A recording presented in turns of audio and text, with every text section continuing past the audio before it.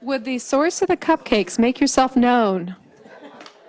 I suspect it's Mr. Mark. Oh, Mark is here. Thank you, Mark. Thank you for the cupcakes. Thank you. Thank you. Thank you Remember this very from last much. year, too. We find the sugar makes us able to process longer, so we appreciate that. So good evening. We just came from, the board just came from closed session where we took no reportable action. Colleagues, why don't you take a look at the agenda order? Why don't you take a look at the agenda order and let me know if you need any changes or if there might be somebody who might want to move to approve the agenda order. I move we approve the agenda order as presented. My second.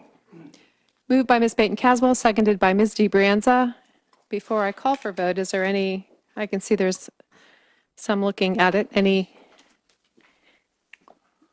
Okay, all in favor? Aye. Aye. Anybody opposed? No. Alrighty. Let's move on to the superintendent's report then. Great. I'd like to make the first item from the podium, please. Thank you.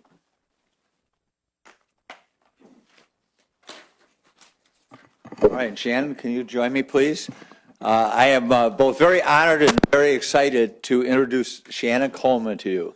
Many of you already know Shannon as a teacher at Greendale who's worked in the special education program.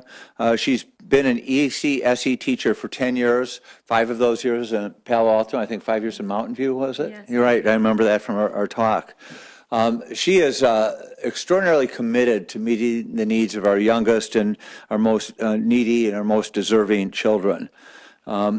This work here at Greendale, now that she's becoming principal, extends this commitment beyond the classroom to the whole school and really to the whole district, because the start they get there matters so much as they go through the system. She is well prepared for the rigors of this job. She has 3 teenage boys.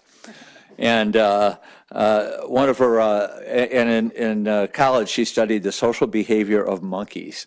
So I recall my first talk with the staff here at Chowdown, though. I said, you've never really taught until you've taught, somebody to read and learn their letters. And you have really done this for years and bring this great expertise, this great passion, this depth of care to Greendale School. So congratulations on becoming our next principal, and we are so excited to welcome you, Shannon. So. Thank you so much. Welcome.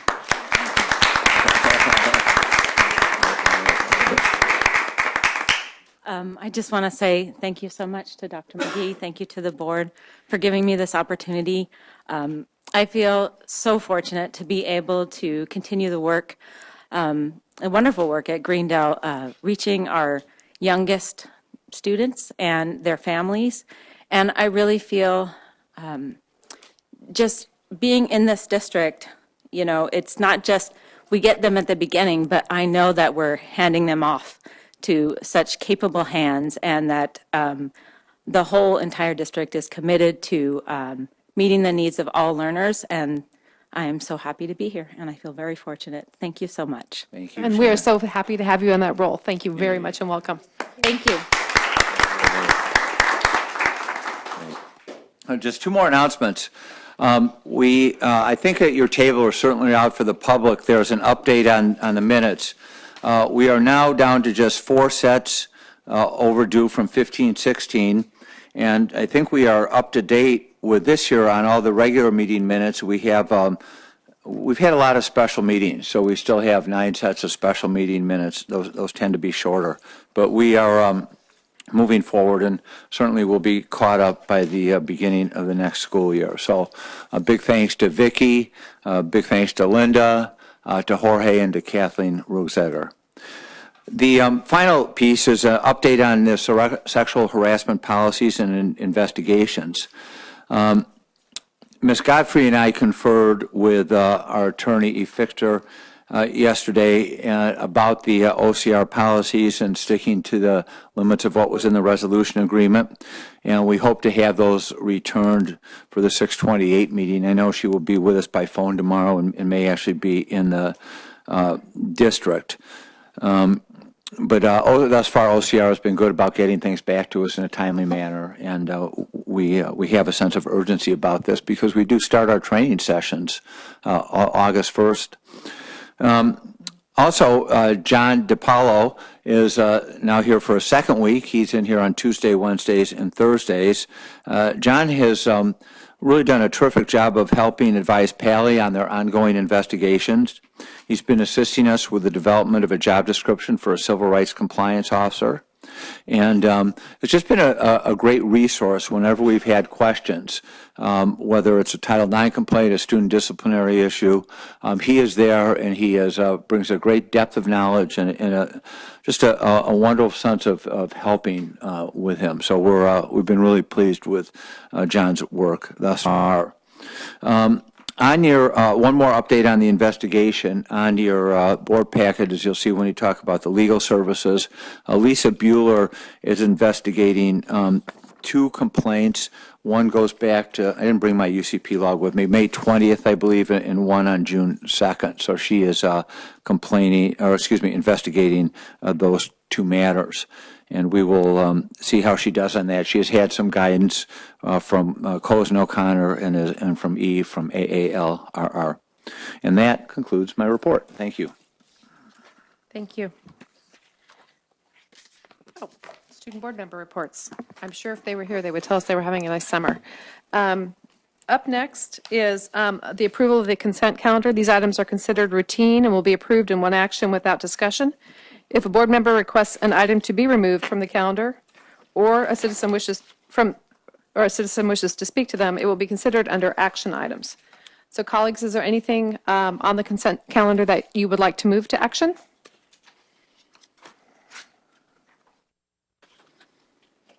No? Okay. Then can I get a motion to approve the consent calendar? I move we approve the consent calendar as presented. I'll second it. Moved by Ms. Baton-Caswell and seconded by Ms. DiBrienza. All in favor? Aye. Aye. Anybody opposed? No. All righty. All right. Up next is our open forum. So our open forum is for anybody who would like to address any item that's not on the agenda. So we'd have you fill out a card, please, and then you'll have 3 minutes to address at the lectern. Mr. Dauber will time, and you get a little green light as soon as you start talking, and then it turns amber when you have 1 minute left. We have a translator in the room for Spanish to English translation. Victor, put your hand up for a second. So if you need some translation from Spanish to English, Victor can help with that, and you'll get, of course, twice the time since Victor will need to speak for 3 minutes as well. Do we have some cards? We do have some open, okay, we have some open forum cards. One thing I like to say at the beginning of open forum is that this is an opportunity for people to speak on any topic that's not in the agenda but is related to the school district. And so we ask the audience members to listen graciously and quietly, because it does take some courage to stand up at the lectern and be on tally and do your 3 minutes. And so while sometimes the applauding and the cheering is very heartening for the person speaking, it's sometimes a little hard for the person who's sitting in the audience with the opposite view, and we wouldn't want that opposite view to go unheard because they're intimidated by that. So it would be a personal favor to me if you would listen politely and quietly. I'm going to read 3 names in a row. That way you can come up and sort of stand near the lectern so that we can kind of move through our cards. And let's see, looks like I have a handful of cards here. Judy Argumedo, Mel Frawley, Mark Igler.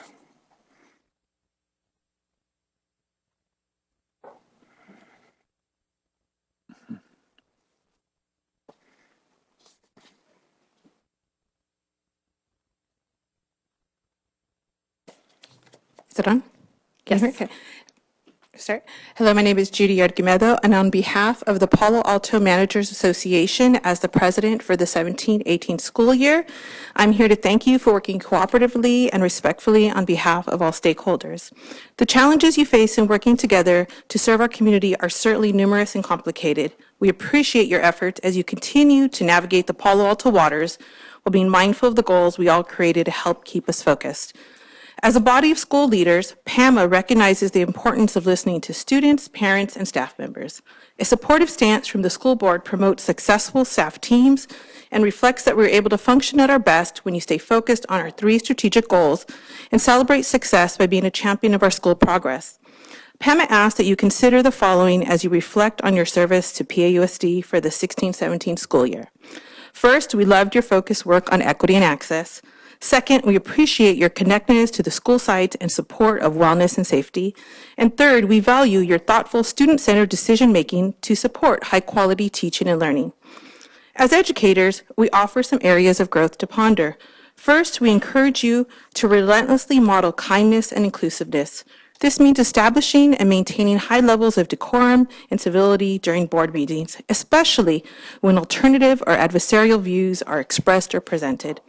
As public servants, we all must be polite, humble, and gracious, for this increases awareness, leads to a better understanding of diverse viewpoints, and ultimately builds a culture of trust. Second, we recommend you refrain from getting distracted by negative skepticism. In our large organization, there are many different opinions on a wide array of topics. The students, teachers, school leaders, and district office staff need your attention and stamina to be honed in on transparent solutions and improvements. Focus on inclusive targets that support everyone rather than allowing your work to get bogged down by a pessimistic narrative. Lastly, we recommend you stop operating with information from only one side of the story. Something that seems to have taken the most wind from PAUSD sales is the divisive feeling of some board members only seeing one perspective. We implore you to reserve casting judgment or taking action on a particular issue until you expand your understanding with multiple perspectives ahead of recommending a way forward. We, the members of PAMA, are looking forward to next year, and we are looking forward to our continued work with you. Please continue to presume positive intent, understand, and broadcast how every parent, teacher, and administrator wants the very best of our growing students. On behalf of our principals, psychologists, and district leadership, thank you for your thoughtful reflection and action. Thank you, Ms. Argumedo. Mel Frawley, Mark Igler, Rachel Congress. Good evening, Mel Foley, a longtime volunteer at Gunn High School in student activities and athletics. I want to talk about the budget constraints, the cutbacks at Gunn, so that's an agenda item. Oh, so we would take that during, right at the time we discuss that agenda item. I'll put you back. I don't think it's Budget. an agenda. Oh, well, Budget budget is an is, agenda item. but Not Gunn specifically. I mean, he can probably speak to the layoffs. Yeah, are you, Mr. Frawley? Mr. Frawley. Mr. Frawley, are you talking about layoffs specifically? Sorry, just trying to make sure we follow our protocols or budget. I was to talk about the elimination of the coordinator of volunteers. Okay. Go ahead. Why don't you go ahead with that? Yeah, let me restart. Let's restart you. Sorry. It's all right? Permissible? Okay. Thank you. I've been at Gunn a long time in volunteering, and the program, as successful as it is, would not be so without Norma Hesterman, the longtime volunteer coordinator. To eliminate her position will be affected by the entire school, student body, and staff. From day one until the last day of school, she assembles volunteers to help with ID photographs and the collection of textbooks. She has a tremendous pool to draw from. She seems to do a very good job of recruiting. And more than that, she knows how to deploy these people so they are happy about what they're doing, and the benefits to the school and the students will be the greatest. I believe I was told that the superintendent said that the duties will be handled by an assistant principal this next year. Well, good luck with that. They have enough on their plate already, and they'll probably end up moving this to some of the other staff members who are paid to do other things. One of the department heads at Gunn told me that this year the cost of the school at Gunn will be 3 times the salary that would be paid to the advisor of volunteers, the coordinator. The other thing that I wanted to mention was the cutback in the hours of student activities. Does that fall within this time frame?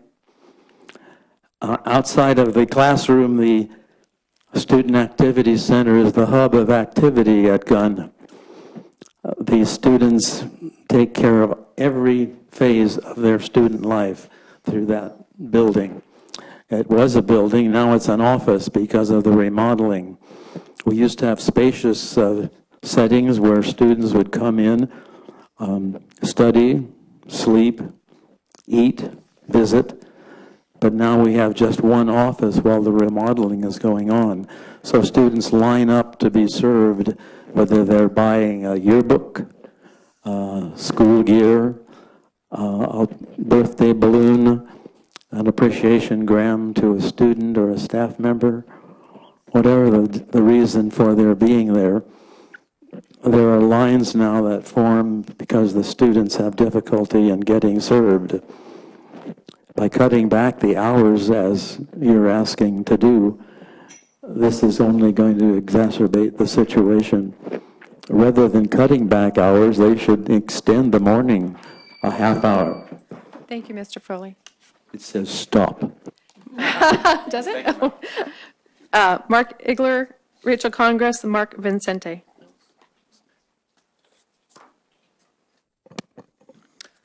Yes, good evening. Mark Igler, Vice President of PAEA, as well as a teacher at Gunn. I'm here again today, this evening, as part of a Gunn team that's been hoping to find a solution to the elimination of our classified positions. Since following your vote 2 weeks ago, there's been quite a bit happening sort of behind the scenes. Many Gunn teachers and staff members have been involved in trying to figure out a way to save these positions by looking at some financial alternatives. We're making progress. I think there will be a couple of us later this evening who will talk about that. But one thing I would like to address you on this evening is I would like to ask you to revisit the $750,000 that the board used from reserves earlier this year for class size reduction throughout the district. From what we can tell, not all of this money has been spent on new hires yet. As a classroom teacher, I would also like to make a point about class size reduction. If you can reduce classes from, say, 32 to 20, that makes a meaningful difference. That level of reduction would cost many millions of dollars, however. $750,000, by contrast, does very little, especially since only $250,000 might be allocated to Gunn. It might bring classes down from, say, 32 to 31 students. That will have very little, if anything, if any effect on the educational experience of a student. We all sort of think that a bigger bang for the buck would be to restore these classified positions. These are all behind-the-scene jobs, as you've heard, language lab, volunteer coordinator, tech help, attendance help, and these all contribute greatly to the quality of education that a Gunn student receives. So this evening, I'm just urging you to try to find a solution to this problem. We've been working sort of without a principal to deal with on this for the last few weeks. It's been fairly difficult. And I might point out that the June property tax projections look pretty healthy. I would think that there is money there one way or another to help save these positions. Thank you. Thank you, Mr. Eigler. Rachel Congress, Mark Vicente, Kathy Jordan.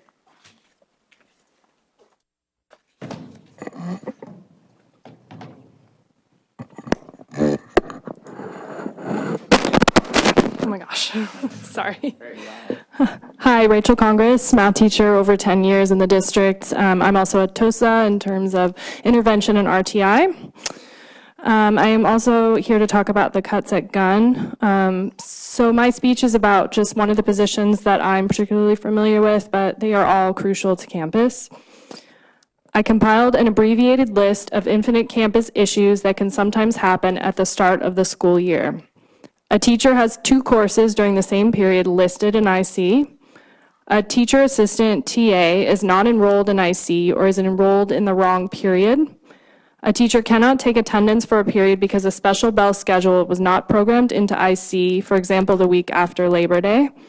A co-teacher has not been added to an IC course along with their mainstream teacher. Here are some of the frequently asked Infinite Campus questions based on personal experience and from conversations with other teachers.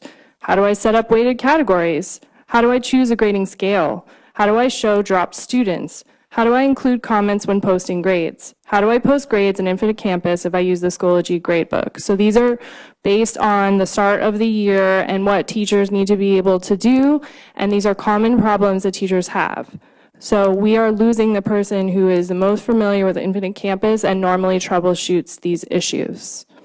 Based on this information, it is hopefully becoming clear to you that having someone on at Gunn who knows Infinite Campus inside and out is extremely important and crucial for a smooth start of school. This support is especially critical when we have new teachers who do not have the historical knowledge of Infinite Campus that someone, let's say, like myself does. This is only one of the Gunn positions that is on the chopping block.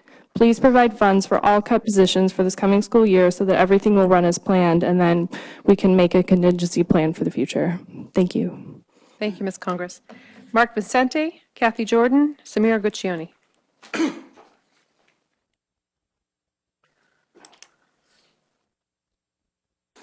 I'm Mark Vincenti, and for 15 years I was in the classroom with teenagers at Gunn. In a meeting here last month, one of you, in a comment on our lagging attention to some of the district's most pressing concerns, which is my topic here tonight, encouraged the public to, quote, come and hold our feet to the fire on that, unquote. I looked up the metaphor, and it comes from a medieval torture used to extract confessions of heresy. Quote, non-believers were positioned in a manner that allowed the inquisitor to apply flames to the feet of the accused until the accused confessed or died, unquote. Well, I believe you've been grilled and roasted enough this year by heated debates and fiery emails, so I left you those cupcakes instead. And with your retreat coming up tomorrow, I'd just like to open a window onto some big picture historical context. This is easy to do because you're all there ahead of me. Within your individual life stories, you're already giving a big chunk of your time on this earth to the collective history of our public schools. For almost 2 decades, if I may reemphasize this, the Weekly has run headlines about student stress. 1998, youth speak out at town hall meetings, school pressure dominates discussion. 2003, tough times for teens, Palo Alto's young were hardest hit. 2014, academic stress, a top mental health concern.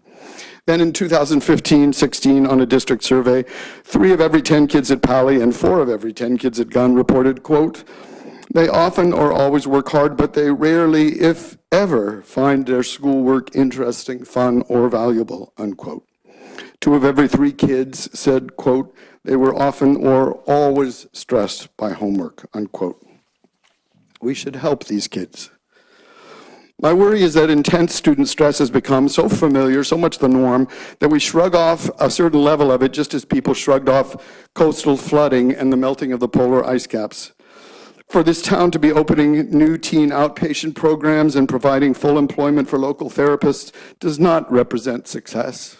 It represents failure. To conclude, besides my hobby as a medieval torturer, I lead a community alliance that would like to be part of historic change, so we're making 6 suggestions for systemically, holistically easing our high schoolers' daily grind.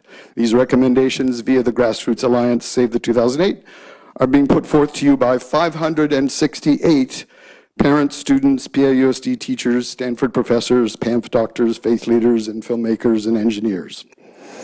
I'm sorry that school boards and superintendents long before you left such a difficult legacy. But there's not a reason on earth you need to embrace it and can't leave a legacy all your own. Thank you. Thank you, Mr. Vicente. And thanks for the cupcakes. Kathy Jordan? Okay, Samira. Then Lori Pennington and Tova Skiles. Thank you for once again hearing me out about our concerns. I'm representing a bunch of the Pali parents who couldn't be here because they're at various vacations and activities. Yeah. So our concern is with the new position for gun principal that is underway for evaluation. We voiced our concern that only 8 days was allowed to advertise publicly for a position of gun principal, and then of those 8 days, 3 days were holidays, public holiday. And the search was only internal to PAUSD applicants, and there are very few PAUSD applicants that have academic credential to become a principal. Then we were concerned that we did not, and more than at the meeting that Dr. McGee had at Gunn, more than 3 parents raised their hands and voiced their concern about not having anyone from Pali administration to be chosen for the temporary interim principal position at Gunn, because they may be involved in the Title IX investigation. Today, I just want to say that Kathleen Lawrence and Jerry Berkson reasonably should have known what was going on. These are admin at Pali, and they are our longtime members of the admin team at Pali. There are no strangers to sexual assault and harassment complaints, and they spend plenty of time in administrative meetings with people who received the reports directly from the victims. Adam Paulson is directly involved, as the November 15 victim's father was in touch with him. He didn't make sure it got reported properly or inform the victim or the family of their UCP rights, and didn't make sure that a Title IX investigation took place. Dioria received reports from the victim and victim's family in both November 15th and October 16th incidents. She was the principal. She didn't follow the law. She didn't inform them of their rights or regarding UCP, didn't initiate a Title IX investigation, and made little effort at remediation of the victims. Now we suddenly have 17 previously unreported incidents, some from 2015, some from 2016, were these disclosed to OCR or not? As the investigation is ongoing at the time, we don't have any information, yet we are all concerned and worried about who's going to be chosen from the incredibly small pool that was chosen for consideration as the interim gun principal. If one of the parents even suggested at the parent meeting, why didn't you just make it a Bay Area search? There are plenty of Thank you, Ms. Piccioni. appropriate people that could have applied locally. Thank you. Thank you. Do you want to mention people can email? Yes, thank you for the reminder, Mr. Collins. board@pausd.org comes directly to all of us, plus Dr. McGee. Thank you. It's Lori. really useful if you do. Because Yes, because then we have it in writing. then we have it in writing. Helps us. Lori Pennington, Tova Skiles, Meb Steiner. Hi, me again. Lori Pennington, Instructional Supervisor of Science from Gunn. It's as good as it gets. Okay. I'm here again because I'm terribly disturbed about revelations over the past few days that have shown that the Instructional Council at Gunn High School was duped into believing that the 3.5 FTE cuts to our support staff were inevitable and unchangeable. I also found out that neither of the administrators from Pali or Gunn made a peep when it was disclosed that the volunteer coordinator position would be cut. Yet, when we heard about it in an IC meeting, it was, again, stated as something that nothing could be done about. It has come to be extremely clear that the district staff has been told that we, the IC, had been a part of the decision-making process. So it was assumed that we had been informed of the situation earlier in the calendar year when we actually had not been informed until May 11th, as I stated to you in a letter I sent yesterday. When we were informed of the impending cuts, we were told that there was no choice in the matter. The district had recommended the 1 FTE clerical and the .25 volunteer coordinator to the board, as well as the change in percentage that would take back from rentals at our site, which caused an additional .5 FTE of cut at our school. PI had changed what types of personnel they were going to fund and would not budge, which was an additional 1.75. In the end, it turned out that PI had offered to transition to its new funding parameters, but our former principal declined the offer. My question for you is it only supposed to be principal and the admin 5 who make decisions about funding at our school and how it's used? If so, does our future principal have the capability of reversing previously made decisions and reevaluating how our funds are spent? And if the principal has the authority to decide on staffing and funding at our sites completely, then why go through the motions of involving the IC at all? I kind of know the answer to that question, but I'm not going to go. Our school is increasing enrollment, especially now that Pally is closed to enrollment until we both reach our next magic number. Please consider helping us to find alternative solutions for this year only so that we can reorganize in a thoughtful and productive manner. Please consider allowing us to use the unused portion of this year's reserve allocation to fund class size reduction, and consider that at one point you had saved $6 million in the reserve to possibly open a new high school, and that school would have taken more administrators and more support staff than we are using now. Wouldn't it make sense then that some of that money be used to fund the support staff we need at our sites as they grow, just as you would have done had you needed to open the new school?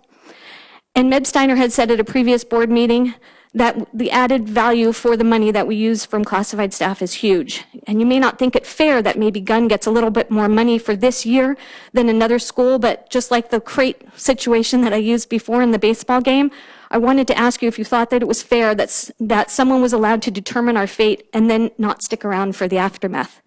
Please help us with this transition as we are getting both a new principal and now a new assistant principal as well. We are in flux. We are out of ideas because we really don't know what the possibilities are. Thank you. Thank you, Ms. Pennington. Choa Skiles, Meb Steiner.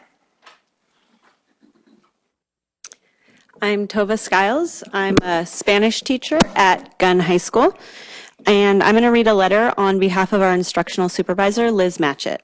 Dear School Board, thank you for listening to our many comments and pleas at the previous board meeting.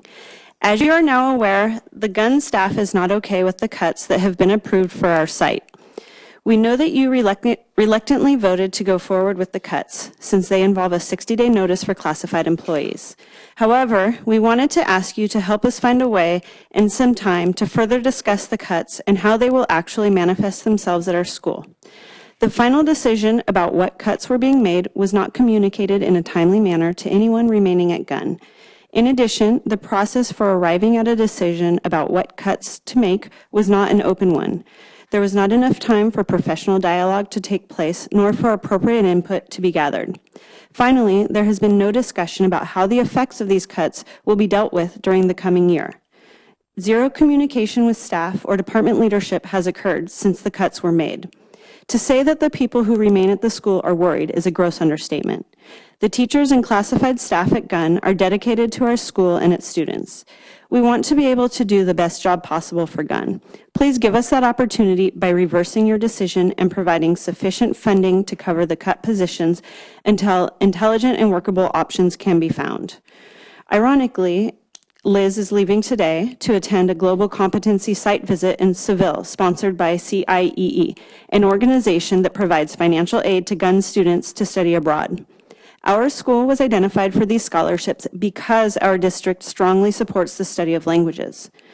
Liz is now in the difficult position of strategizing how best to make up for the language lab services that our students relied upon. And then she goes on to say that there is an article from Hofstra University, and she will send the link to that if she has not already.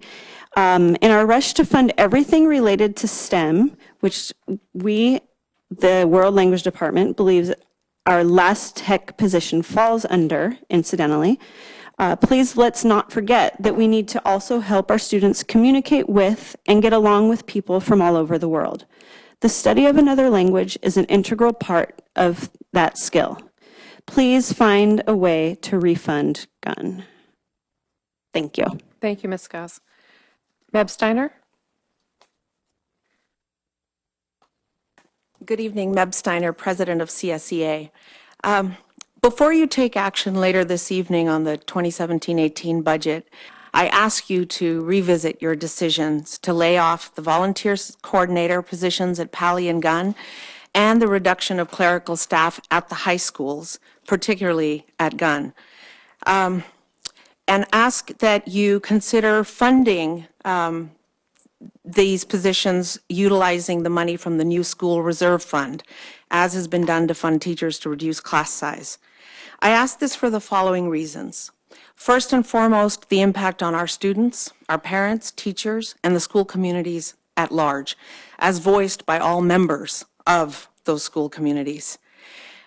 Secondly, the board's own language said in a presentation at the first interim budget, reaffirming the 2009 board-adopted principles guiding the budget process.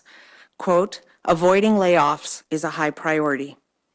Third, lateness of the cuts. They've come really late in the year and rather unexpectedly.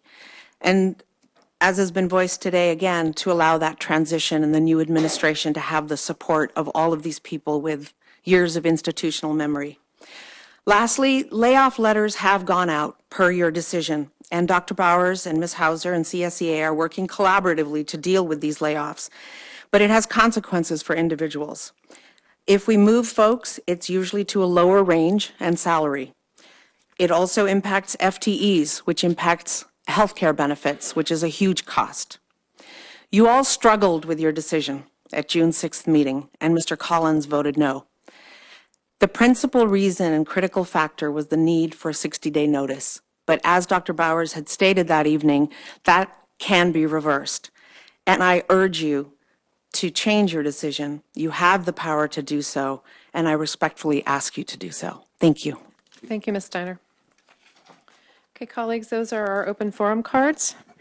Up next, we are moving into our action section of the agenda to item 5A, the equity plan. Great. Well, thank you. Speaking on behalf of Dr. Castellan, who will be Dr. Argumedo, we really want to begin by expressing our appreciation for the work by Dr. Casale and her MATD team. And we are grateful to you, Dr. Argumedo, for standing in for her tonight, as Martha is willing but unfortunately unable to attend. As Dr. Argumedo shared in the LCAP report at the last meeting, we have much work to do in attending to assuring access and opportunity for all students and assuring that every student has the foundational skills to succeed. The equity plan has evolved and will continue to do so under new leadership that will be accountable for assuring its implementation, as well as for identifying and regularly reporting progress, determining which components of the plan return the best results, and ultimately assuring that, in the words of the Minority Achievement and Talent Development Committee, that our historically underrepresented students and other students from disadvantaged circumstances have the necessary opportunities, conditions, and supports to empower and enable them to succeed, end quote. The bottom line is that we need to close the achievement gaps. We need to assure proportional representation in classes and activities. We need to make our vision a reality. Our vision to assure that every student achieves his or her fullest intellectual, creative, and social potential. While this plan is up for approval tonight, I think we may want to delay a vote until we employ our new leader to work with our new committee, and applications for that new committee, or not the new committee, for third year of membership in MATD are now open. Till we have that new leader and some new committee members to look at the plan with fresh eyes and provide some specific additional actions to lead to measurable results, and also to draw some clear lines between steps in this plan, the LCAP, and outcomes for achievement and enrollment that we noted. So with that, I'm going to turn this over to you, Dr. Argumedo, and thank you again for standing in. I wanted to thank you for putting me first on the agenda. Oh yeah, it was 11:45 For people who or remember something. the ALCAP presentation. Great. So I am presenting in lieu of Dr. Martha Castellan, who couldn't be here. And I'm going to talk a little bit about the process. So just a trip down memory lane, the MATD began in 14-15 school year, so that's like almost 2 years ago. And Dr. Castellan was hired in January 2016, and the plan began to evolve at that time. The MATD was a report from the task force, but it was not a plan. So the plan took a lot of time, and it's taken about a year and a half, and we're here with the final draft. And the plan took in MATD committee member subgroup work, took in a lot of community feedback. Martha went into the community, she went to talk to teachers, and then district department collaboration. And to really look, it took a lot, there's many districts, and both of us learned a lot about the district. I don't think, except for maybe Dr. McGee, not everybody knows every single department, what everybody's doing, and how those processes, those protocols, and supports affect students. So we really took a deep dive and looked at different departments. We met individually. I helped guide Martha's work. And so with that,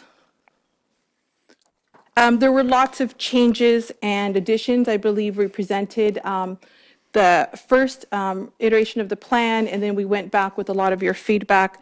We were able to consolidate some of the recommendations into 4 objectives, and I know you have the plan, and it's in the board packet, but I'm going to just read them because they're very important. So we're empowering students and parents and building positive and trusting relationships with historically underrepresented families, providing historically underrepresented students with access to academic support and resources that will prepare them for college or post-secondary institution of their choice. We're monitoring progress toward reducing gaps in achievement and opportunities for historically underrepresented students, and we're providing an education that is free of bias and discrimination and employing culturally responsive teaching practices that respect and honor the contributions of people of color. So those are large goals, and they really do affect every single department in our district. What Martha was able to do in this plan is to really create explicit actions and actions assigned across department. Even though she created the plan and it sits with the equity coordinator, the responsibility of equity really relies on all the departments. It's not Martha's plan, it's not my plan, it's not my students, it's all of our students.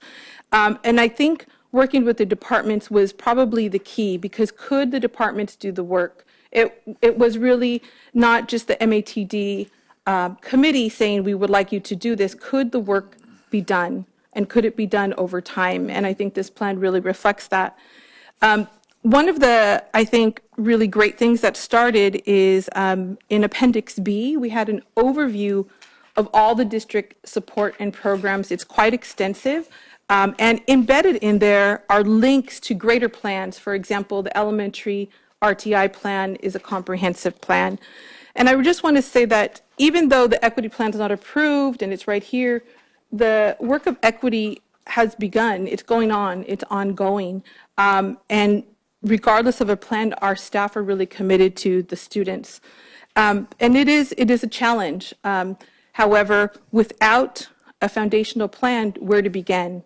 So we talk about the MATD, and I think that's really common language that we've created in the district, but we don't have something to look to. The recommendations were recommendations, and people implemented some of them, and I think criticism was because we didn't have explicit actions. So people interpreted the recommendations in different ways.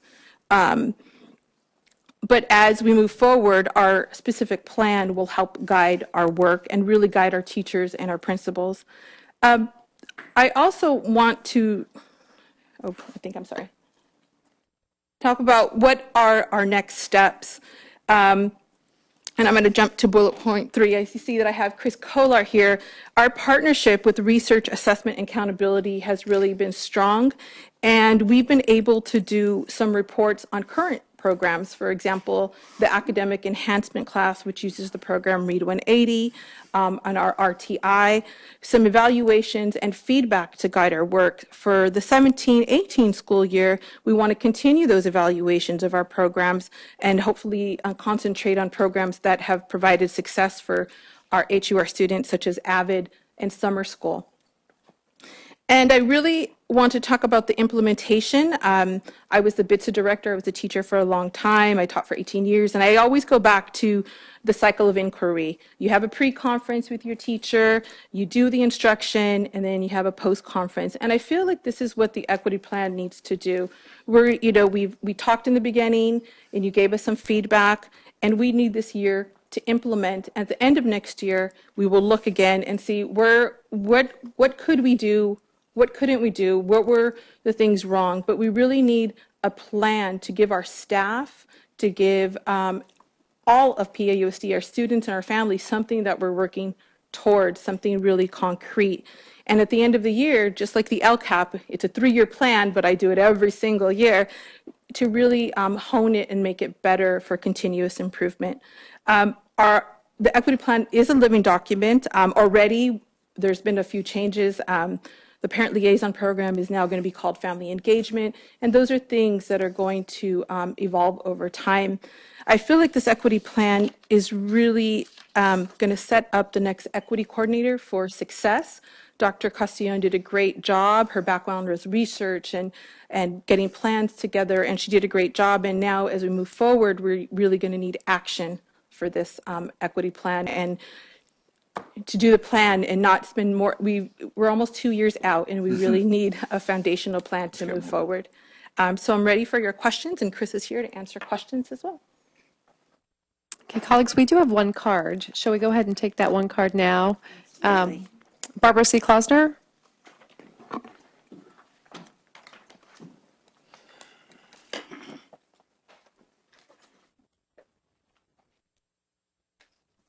Good evening. Let's see, I don't have any prepared comments. Mostly just want to say thank you that I agree with Dr. McGee's decision to hold off on action on the plan.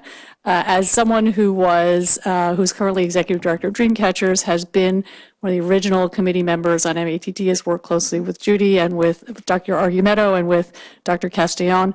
I know how much work has gone into the plan so far. But I was thinking as I was driving over here that just before I left, I was taking a look at the front page of the Wall Street Journal. Of course, top articles about the health care bill and the rush of the Senate to pass that bill. And I was reading the article and it's like, oh, the House bill is going to affect 23 million people and their potential loss of coverage and $800 billion of Medicaid cuts. We don't have the same scope involved here, but I mean, we do have issues about, the question really is are we at a point in time with so much input that we've gotten? I mean, I can look at the plan now and I see how Dr. Castellon tried to incorporate, for example, some of my input, but it's still kind of baking, I think, and we're getting closer and closer. But it should be, and this is the question I ask myself, is this a plan that has reached the point where we can use it as a clear guide for what we do for the next 3 years, as a clear guide for the kind of funding decisions we want to make, as a clear guide for the kind of work that Dr. Kohler is going to do in terms of program evaluation and really trying to see the impact of the work that we're doing. And I think we've gotten a lot closer, and I say we because I've been very involved in the process, but I don't think we're there yet. So I thank Dr. McGee for making the suggestion, and I would encourage the board to support that. Thanks. Thank you. All right, colleagues. Can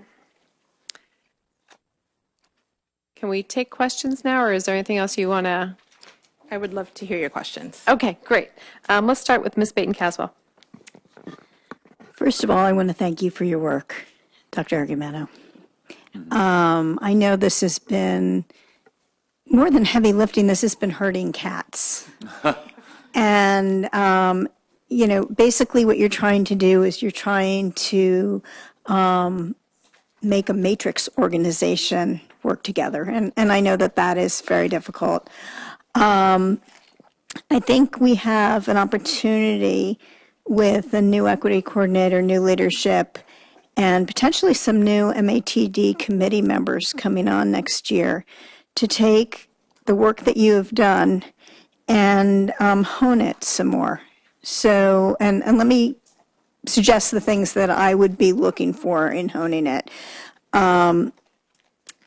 To Ms. Klausner's point that she just made, I think it's important that this, you can do a lot of work. There's a lot of project work that can be done right now in parallel. But if we want to be effective, really effective, I think we have to have a really, really clear, everybody needs to be able to give the 30-second elevator speech on what we're trying to achieve.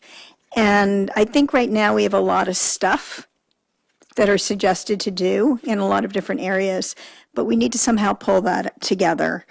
To me, the most important thing is that we're closing the achievement gap. That's more important than anything else. And I believe that the plan needs to reflect that as the most important goals, and then there's some goals underneath that. To me, quality is more important than quantity. So I would rather see less programs that I know are working really well, than more programs and not be sure of it. I'm really interested in what our unduplicated student support looks like.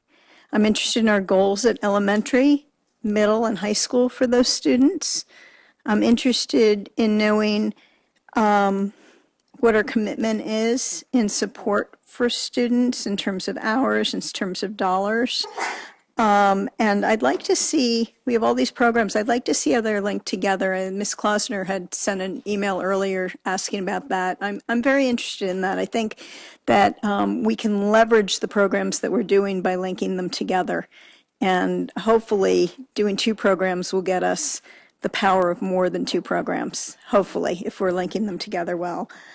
I would prefer that we look at our metrics and try not to use words like high level of improvement, because everyone interprets that differently. And you may come to us so proud of your high level of improvement, and we might not interpret it that way. I would prefer if we had some metrics that we're not going to interpret in different ways. That all said, I think that you've made an enormous amount of progress given the challenge of this goal, which any kind of matrix goal is very challenging. So I'll stop there. And I support Dr. McGee's recommendation because of what I just said. Thank you, Ms. Bacon-Caswell. Let me just jump in with one quick editorial. I have a note about an open forum speaker who was delayed because of a car accident, and I'm happy to take that after this item is over. So let us get through this item, and then we'll take that. I'm sorry to hear about your daughter's accident. Mr. Dauber.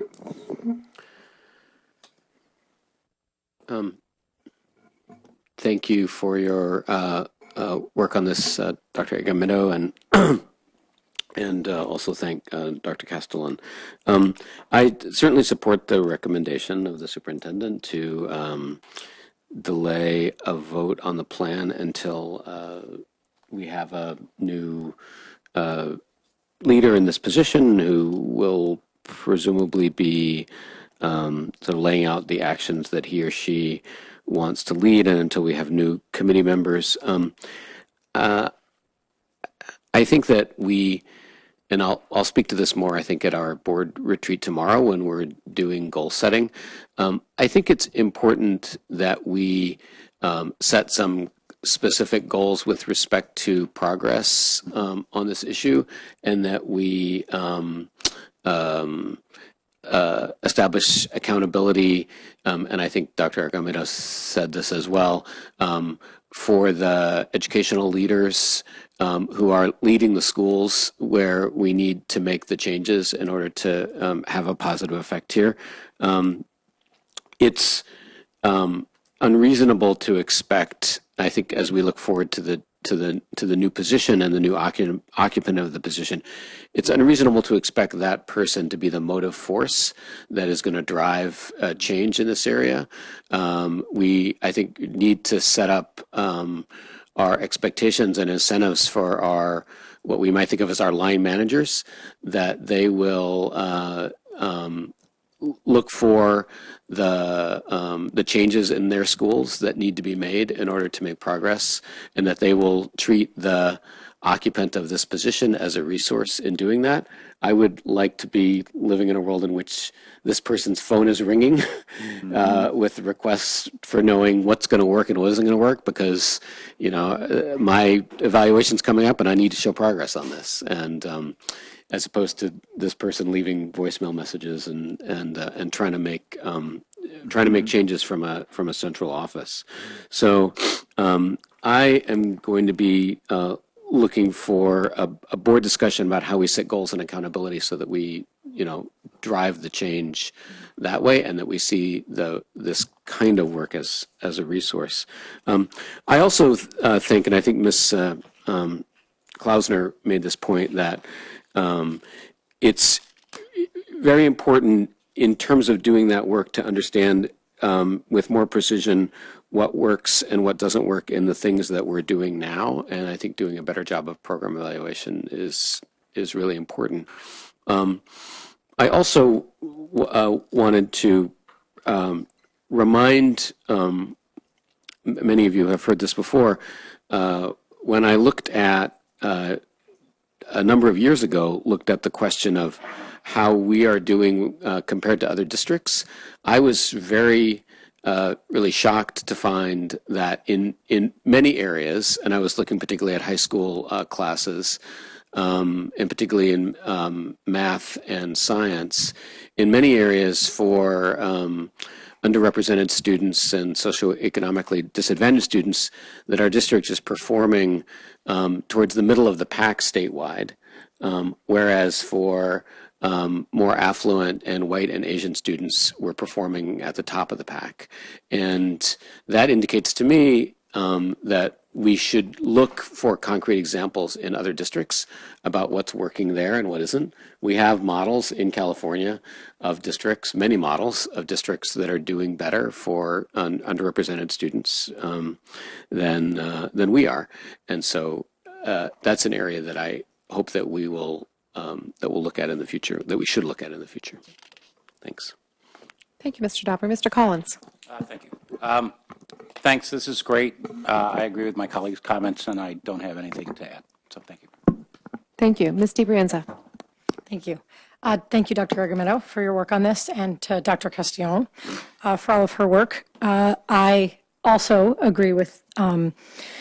McGee's recommendation. While I hate to not be in a position where we can really move ahead with this, I do think that doing it prematurely is not the way to go if we really want to see the change that we're looking for. So continuing this work, especially with a new person at the helm, I think will benefit all of us. Most of my questions have been answered by my colleagues. I just have a few more things. On the Appendix B, the list of all of the programs that we have in place, I requested that, a month or two ago, more at I really have no idea all of the programs that exist. So first of all, that was great to see the start of that, because there really is a lot that we're doing. And I would like to see more detail in it. I assume it's a work in progress. But I do think that as I was reading the equity plan, one of the last paragraphs sort of in the intro section is the equity plan works in tandem with existing programs and is meant to enhance systems already in place. And it's hard to know how it's enhancing systems already in place if we don't have a complete picture of what is there, and really details of it, what programs they are, who they serve, what they cost us, how we're measuring outcomes, do we have outcomes, and a lot of the categories, I guess, in that chart at this point are still sort of either NA or not filled out yet. And I know some of them are harder. Maybe it's an outside organization we're working with, and are we measuring outcomes? But I think that's important to look at. Can we, even if it's EPAT or even if it's an outside group, can we look at, well, what are we, if we're contributing money to them or if we're referring our students to them, what do we expect that we're getting from that, collaboration? So I would like to see more, continued growth of that Appendix B. I think that would really help us, at least it would help me, really understand the entire landscape of what's out there that we're doing for students. I'm not sure where we are in parent liaisons right now. I'm not sure what we're shooting for the fall. I don't know if Ask her. it would be great to know where we're We are changing the name to Family Engagement Specialists. We're hiring 3 full-time and 6 part-time, and there's a homework center that will service elementary students. And we're right now working towards looking at candidates and then assigning hours. So we are moving forward with that, with the redesign and really having them there. I think there's been some comment, they're not going to be like one-on-one with students. They're really going to look at some of the goals of communication. We have had, they've been very successful this year in getting parents out to meetings, getting parent voice and student voice, and we're working on those goals. So the redesign, which came up at the last budget, really talked about how we're going to move forward with them and then put them each site. Okay, thank you. I look forward to working ahead with it, and the great work that we saw at the last meeting with the LCAP, seeing how those two sort of complement each other and support each other, I think is really going to be helpful for us to look at that big picture. Thank you. Thanks, Ms. DiBrienza. Dr. Argumedo, can you just say that one more time? They're going to be family engagement specialists. We have 3 full-time, 6 they're part-time? they're going to be family engagement specialists, 3 full-time and then 6 part-time. And so that will ensure that each school has at least 14 hours. We are hoping to have fully bilingual parent liaisons so that every school will be supported by a Spanish-speaking and a Mandarin. The Mandarin, we're not sure exactly, but will be floating, kind of a floater. And I guess there was some question because one of our populations that is on the rise, unfortunately, is low-income Mandarin speakers. We've had a lot more, so we do need to really cover that population as well. And what was did you say it was a homework center or it was a drop-in center? What was We're looking at Wednesdays, which is an early release for a lot of students, well, for all elementary students, that they will be homework centers at 4 of the elementary schools, and the family engagement specialists will help run that. And so there will be homework support and parent drop-in for families to really interact and really look at resources, because the students get out approximately like 1:30 to 1:45, and we can use that hour and a half to really engage the students and give them more instructional time. And how often do we go out in the community, including out in the community in the evenings here and on the other side of the freeway? That is going to be part of their duties. It is in the job description that we are going to have monthly outreach, and some of the feedback has been that it's great to have them here at the district or East Palo Alto, but we also are looking at using our bus system to maybe pick up some of the families that live within Palo Alto at the Buena Vista Mobile Park Home and bring them over here. We visited many districts, and so they bus some of their families in because transportation has been an issue. So we're looking at monthly meetings. We're really following the plan that I did this year with the Palo Alto Housing Corporation, and I got a lot of feedback on which kind of parent education workshops they want, which is, for example, technology was big, how to really not read, but how to engage students in literary and number sense at the home, like going to the market. And so really some of those things we're going to use here at the district in East Palo Alto. And I'm really looking at a site that's closer to the Buena Vista Mobile Park Home that's easier, and then bus everybody so they could be together. Okay, that's great. So of the things that are on here, there's a lot of them. Is there an easy way for me to tell what's already underway? Many of them are ongoing. Well, I know. Some of them say like year 1 to 3. Some of them say, one of them says year 0. Right, year 0. So I don't know what the heck that is, but. This is the actual plan. What I've been working on, because what I really want to do is have alignment for LCAP, the district goals, and the equity plan. So what I'm going to do in support of the new equity coordinator is, I have this document, but it didn't get it today. It says elementary education, and really put what the goals are under each department. So each department knows that they don't have to go searching for this document, that we have an internal document that says elementary education is going to do this for the equity plan, this for the LCAP, and then maybe the district goals. And so that's something that we've been working with research and assessment. And so that will be coming. But there's a lot of things that are already in play. The family engagement, the online bias and reporting, it's all set up to go for 17-18. We have the questions, we have the email. We're just looking to roll that out for 17-18. And there's lots of different, the RTI plan has been going on, and some of the evaluations. We did evaluations for Read 180 and RTI, and I believe for 17-18 we're doing AVID and to be named later. I'm sorry, say it a little louder. AVID is on the list, and then we'll be continuing the expansion and adoption of the RTI reporting tool and determining additional program evaluations at a later day. Okay. So the answer is no. That's not an easy way right now to what's going on, but that's something that we can work on. Yeah, I mean, I'm all about let's get this right, and if we have new leadership, we should make sure the new leadership, has fully internalized what it is and made it their own. But then again, when you start by saying we've been sitting on it for 18 months. I know we haven't been just sitting on it for 18 months, and I know stuff is happening. So I just want that warm, fuzzy feeling that we're actually doing a lot of what we know works, and it's already underway. I ran out of time. God, I never run out of time. Okay, back to Ms. Baton Caswell. No, it's okay. Well, I'll come back. Come back to me. I have only But I one appreciate short that. thing, and I have a concern that I brought up last time we talked about this, and I want to bring it up again.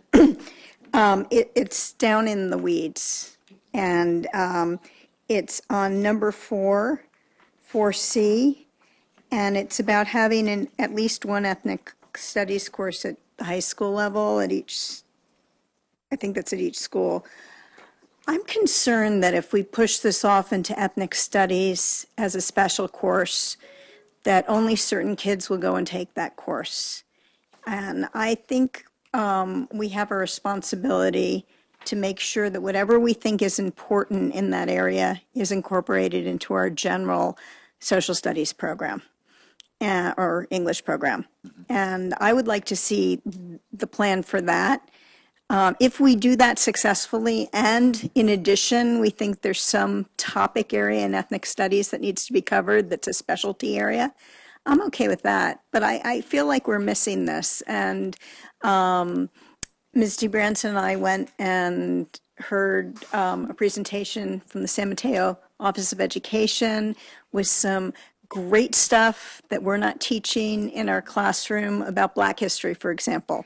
I think we have a huge opportunity to just incorporate that in, and I'd rather see that as the goal for right now than an ethnic studies class. That's it? That's it. Thank you. Mr. Dauber, anything else? No.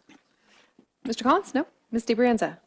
Just a quick comment. While I agree with Ms. Baton Caswell, I'd like to see both. I mean, I do think it's imperative that those classes are culturally relevant and inclusive, and yet an ethnic studies class, I think, would be a wonderful addition to have and a great opportunity for our students to have as an option as well. So I don't know if it's possible to do both, but I think both could really both have a benefit.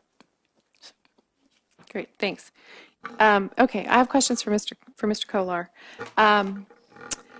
So are you at the stage where you're mocking up what the baseline data looks like and what might be kind of our dashboard of these data yet? And what are the data limitations on what we want to look at, and how do we get around those?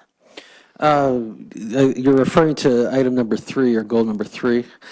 I spent some time taking a look at the items that are on there, and many of the things that are cited to be baselines this year are end-of-year measures. So these are things that we just completed collection of at the elementary schools.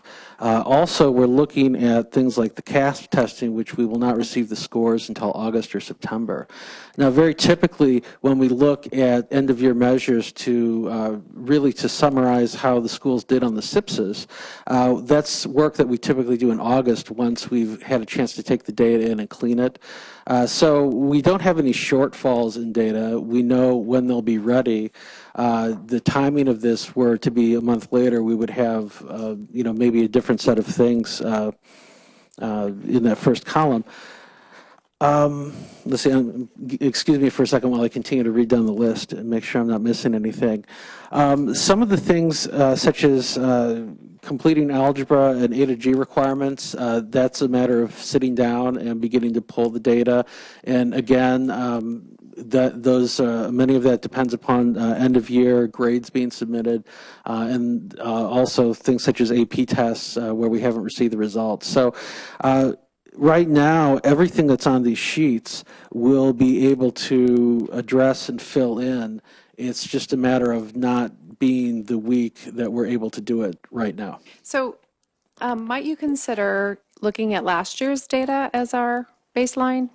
I know Dr. Argumedo and the rest of the staff have already gotten some traction on some of these items. And so I know for me, when I try and put a dashboard together, sometimes when the rubber meets the road is where I realize that the data are hard to get, or they're not really telling me what I think they're supposed to be telling me, or darn, I didn't exactly think it was going to look that way. So could we start with last year's end-of-year data as kind of our baseline, and then when this year's end-of-year data, have that as year one? I think that's something that we can take a look at, but there are two things that come to mind with that suggestion. First, two of the major assessments that we have in the elementary years, the BAS for reading and the NWEA map for mathematics, were not in place fully last year, and they will not, they were only partially, well, NWEA was fully implemented this year. BAS for reading was not fully implemented this year, but it will be rolled out next year. So to some degree, we don't have baselines for those from a year ago because those were not in place. And the second part is you run the risk, if you're benchlining them too far in advance of actually putting any initiatives down, then you're moving away from actually talking about SMART goals. You're talking about things that may or may not have changed over the past year without being able to link them directly to the initiatives that are being presented here. The things on goal 3 about monitoring progress should all be related to activities that we're undertaking programmatically. And so if we were to set the baselines a year ago, the changes in the past year would largely be attributed to noise, except in a few specific instances. But as I think Mr. Dauber pointed out, one of the things that we really need to beef up is our evaluation practices and make sure that as we put programs into place, that from the beginning, and this is what's really important with evaluation, you specify what outcomes you're expecting at the beginning. And, you know, and so while we can retrofit some of the data to things that we may have done this year, it's not really the best practice for evaluation. Can I have more? Sure. Yeah. Thank you. You're right. It's not the best practice for evaluation. And this comment isn't meant for you specifically, but over the years in this building, when we ask for data, sometimes we get, I'm going to get to it as soon as it's available. And then when it's available, it turns out it's not in a usable form, or getting it on paper is harder. I guess I would just say, if you have the time to do it, and if you could gin up something that would look like what you want it to look like in the end and start populating with data from last year, it would help at least me understand what it's going to look like. And I totally agree, we're not going to measure Dr. Argumedo on making progress on that if there aren't things happening, but I mean, we know there are things happening, so maybe there's a few of them that there might be movement on. But more importantly, I just don't want to be here 6 months from now and think, oh, that baseline data aren't actually available, and we can't really put that together because for some reason the data has its limitations. I promise you 6 months from now, you will have all your baseline data. You know what, I'm going to echo your request. Just a second, hang on. Sign here. Okay. Okay. Let the minutes reflect. Okay. Okay. I'm going to echo We'll your do that. request. Yeah. And the reason I'm going to echo it is because I've had similar experience. I mean, it's not a Yes, Dr. yeah. Kolar issue. It's just these kind of data are hard to get, like the A to G requirements being met at graduation. Seems like it would be an easy question, and I know it's not an easy question. I know it's not. So that's all I want to say on that. And then I have one last thing. God, I swear, what is wrong with me? Dr. Argumedo, I've told you this before. I'm willing to go anywhere with anyone to do outreach to any family. So Yes, you are. take me out on that, and I'm happy to do it. Okay, anybody else? Anything else? I'll join you. Okay, okay. We'll make it a party. I think what you heard is we had some questions, but we're happy to wait until the personnel are in place and the team has gotten to the year 3. And does that sound right? Good. Okay. Thank you. Anything else? Any questions outstanding we can answer? Any? I do have a request. Yes, If we'll that the take it. MATD, when the new person is on, is able to go earlier in the year to reflect the Yes. plan? Yes. Yes. And on the agenda. Yes. I think more regular updates on progress is important. I do too. Quarterly Yeah. or something. Okay. Okay. Thank you very much, to both of you. Thank you. So this is a Back to the Future. Ms. Fresco, can you share your comments with us, please, your open forum comments? Thank you so much. I really appreciate the opportunity to speak to you, and especially out of order. I got one of those phone calls at 10 of 6. I got one of those phone calls at 10 of 6 that my daughter was in a car accident, so it tripped me up. Is she okay? She's fine, thank goodness. So thank you. May I approach you to just to hand something Sure, to you absolutely. to look at? Yes, please do. There are no rules about nonviolent approaching. Okay. The piece of paper that I'm starting out with is a form that so I'm Linda Fresco, I'm a gun parent, a PAUSD volunteer, a physician at the local university, and I'm here to talk to you about the decision to eliminate the volunteer coordinator positions at the high schools. I spoke at the last meeting. I'm here today to read a letter from one of the other gun volunteers, Rhonda Breyer, who sent an email this morning to Dr. McGee and perhaps to the rest of you, and she asked that I read this tonight. This form that you see here is a list that's sent out at the beginning of the year by the gun volunteer coordinator, Norma Hesterman. And I just wanted to bring it to your attention to look. There are on that list 189 items that teachers request volunteers for every year.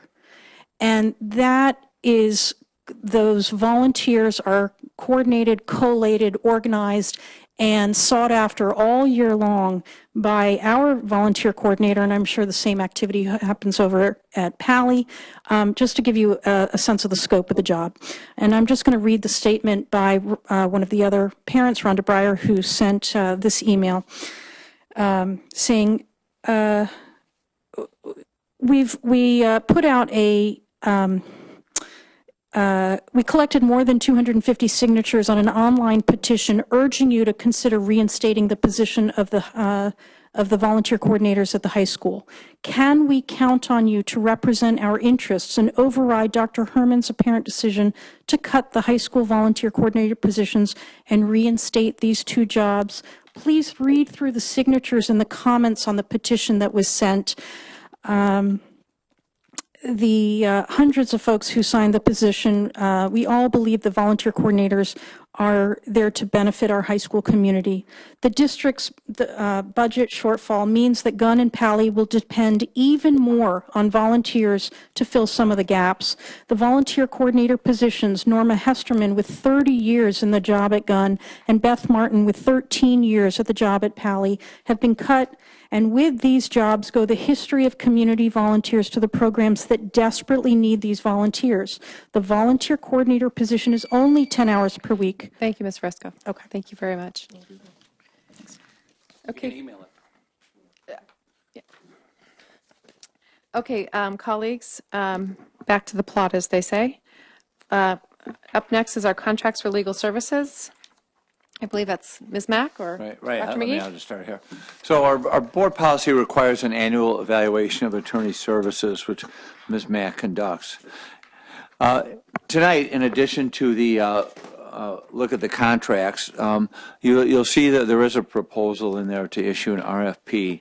So as has been our practice with auditors, previously our special education attorneys, counseling providers, we believe that it is a healthy practice to issue an RFP for specialized services to ascertain if those services we've been receiving from the same company over time are still providing the best return on our investment. As you will hear from Ms. Mack, we are recommending that we continue our relationship with our new special education law firm, AALRR, that we retain the services of Cozen, O'Connor, and EBM for specialized work related to Title IX matters, and DWK for construction. We are recommending that we issue an RFP for generalized services that encompass policy, personnel, contractual matters, and other issues that aren't related to special education, Title IX, or construction. So with that, Ms. Mack, to you.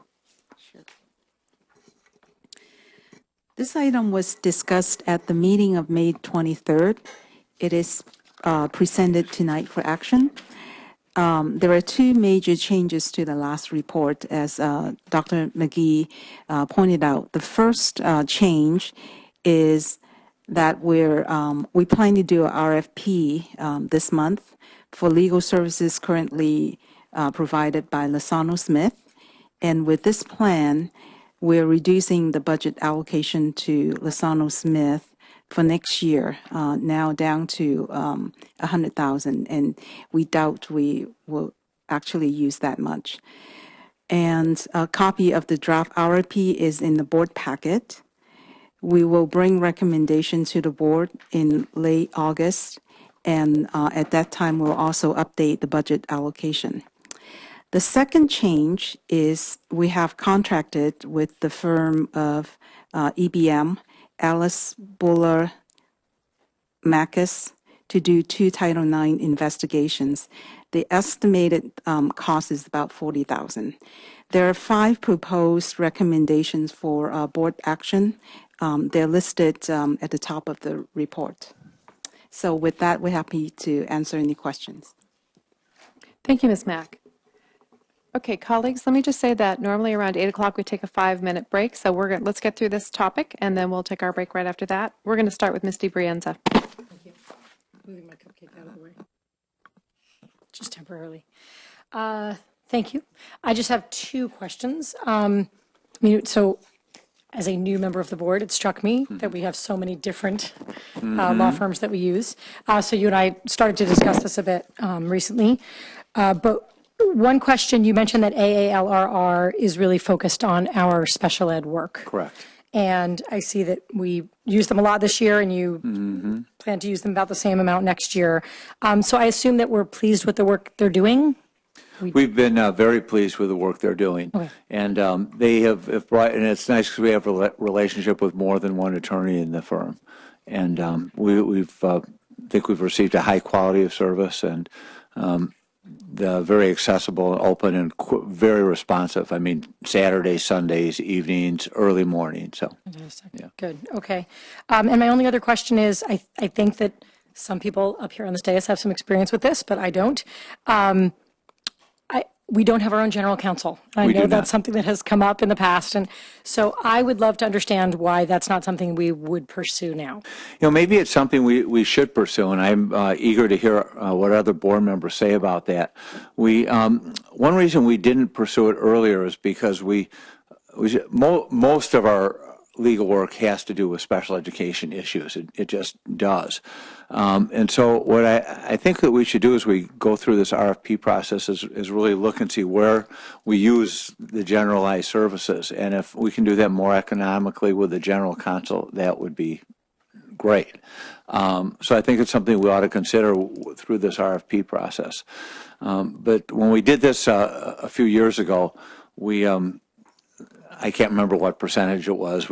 I think we did some analysis at the time, but it was overwhelmingly special education services. So, but one thing that I think we may want to consider for a general counsel, at one point we talked about changing our bargaining practices to have an attorney at the table, and that would be a very costly item with an outside firm. Yeah. And so if we do intend to go that way, maybe it's time we do look at a general counsel's position. So I think as we go through this RFP process and analyze some of how we've used the generalized services, that if it proves to be more economical, we can make that recommendation at this time when the RFP responses come in.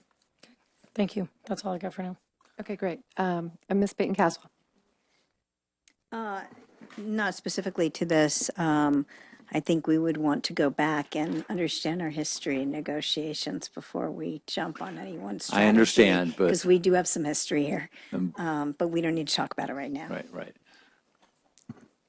That's it. Yeah. Thank you, Ms. Baton-Castle. Mr. Dauber.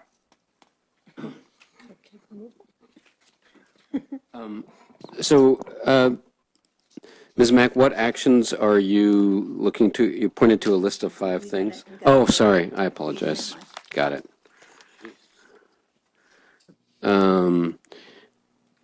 Okay. We also, under the board bylaw, is it 9124? Yes. So we are required to annually evaluate the performance of these law firms, which I think means that typically in the past, we need to take action to either approve the satisfactory evaluation of them as part of approving these contracts, essentially, or as a precursor to approving the contracts or not. That has been the practice in the past. I think that's what Board Bylaw 9124 requires of us. It's the board's responsibility to do the evaluation.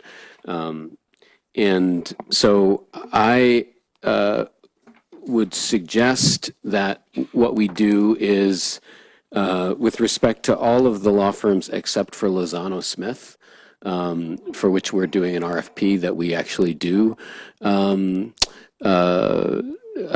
reach the satisfactory evaluation, approve a satisfactory evaluation for those firms. That with respect to Lozano Smith, since we are doing an RFP for those services, that we defer that question until after the RFP. My own judgment about them is that I have not, I've seen some significant deficiencies in the area of advice around the Brown Act, and some issues around advice in labor negotiations. But rather than have the full discussion at the board level, I think probably the right thing to do is simply to let the RFP process, run its course. So that's my recommendation, and I can reduce that to a motion. In fact, I will. Let me just do that. So I move that we, just to get this all on the table, I move that we authorize the staff as set forth in recommendations 1 through 5 in this item, with the exception of items number 2 and the portion of item number 5 with respect to Lozano Smith, and that we approve positive evaluations of the services for these law firms, except for Lozano Smith, and defer a evaluation of Lozano Smith until after the RFP process is completed, if it is necessary at that point. And that let me just say, and that in the interim, that we authorize the staff to continue to contract with Lozano Smith and to pay their bills. So this is marked as a discussion item. Did you mean for this to be a discussion item? I think it was discussion item when it was on the agenda last time. So this should be action. It says action. Doesn't this say discussion on the here? handout that we got today? So it says discussion, but I think that's a typo. That's it. Okay. Category Is at that top says action. Okay, I see. Yeah. Right. okay? Yeah. Just want to be sure. Since we discussed it last time. Because we did have it in our no, package last time. right Okay. So did that? Did you understand that motion, and does it meet the need? So I want to clarify action number 2, proposed action number 2. Would you speak up a little? I'm having a little trouble here. Oh, we're talking about, I see, action number 2 is with respect to the current budget. Yeah. We're just taking account of, okay, then I'll strike that. Okay, yeah. So just the part of 5 that deals with. Yeah, I misunderstood the recommendation. And is your motion that we are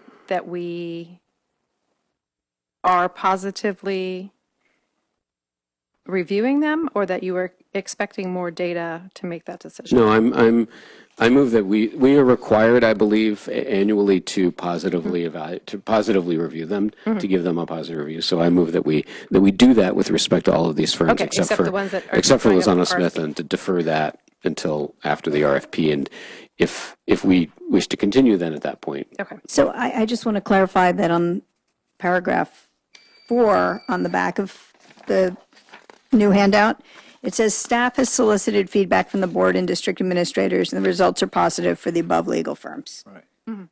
So it doesn't sound like we need to do another round. So we need to, We need to actually do it. all right. Okay, so the motion's on the table. I'll second the motion. Okay. Do we want to have, there's still time for questions, so we can still have questions, but do we want to move on this motion now since we've got it on the table? Or do you want to discuss it more? Okay, I had let's go. I had just a clarification question, sorry. Okay, why don't you clarify and then we'll go on. Is that okay? Mr. Collins. Okay, thanks. So I want to be very clear about number 5, because that 100,000 was a not to exceed bridge until the RFP comes in. So if we need to use Lozano Smith for something between July 1st and, when's the RFP due, August 1st? July 26th. July. But the first meeting is not until late August. Right, August 22. Right. Okay, so it's a bridge till the new. That was the only reason that's in there is for the bridge. So if it's the intent to leave that out, I need to know. Or if you want to reduce the amount, that's fine. But that's I don't think that's what No, that's not Mr. my Dauber intent. said. He just said, use them, pay the bills till we get the RFPs in. Yeah. Okay, so pay the bills So, I mean, means, okay. do you need a not to exceed number? Does that make No, you more no, comfortable? this is fine, but I wanted to make sure that we understood. This motion's getting easier and easier. It It's is. to Thank accept you. the 5 recommendations plus Yeah. the positive evaluation of Yeah. the firms. Yeah, can I just restate what I think you just said? Because I was about to say the same. I think your motion is approve 1 through 5 with the, and positive evaluations for all the firms except for Lozano. Is that a fair restatement of your motion? Yes, I think we need to defer the evaluation because if I'm remembering 9124 correctly, the positive evaluation is a requirement for continuing to contract. And so I think we need to actually defer that evaluation in order to continue to contract with the firm until we've finished the RFP. So defer Yeah. the Lozano. Defer the Lozano evaluation, right. So approve 1 through 5, approve positive evaluations for all the firms except Lozano, and for Lozano, defer the evaluation. That's a very good statement of what I think meant. Yeah. rather than saying except for Lozano, just say defer for Lozano. I Yeah, think that's that's the more fine. appropriate thing because it sends a different message. Yes. Okay, That's let's take that's whatever. what I meant. Yeah. Okay, that's sitting out there. We'll vote on that eventually. Yes. Mr. Collins, do you have questions or comments? I do. I'm mindful there's a motion on the floor, so we're really, it's a little awkward because we're supposed to talk to the motion, right? Yes, you are, but I think it's pretty much anything Okay. you say is going to be. Okay, good. Okay. Okay, I just want to make sure I'm respectful of the motion that you made. Ms. Mack, a couple of clarifications on this table.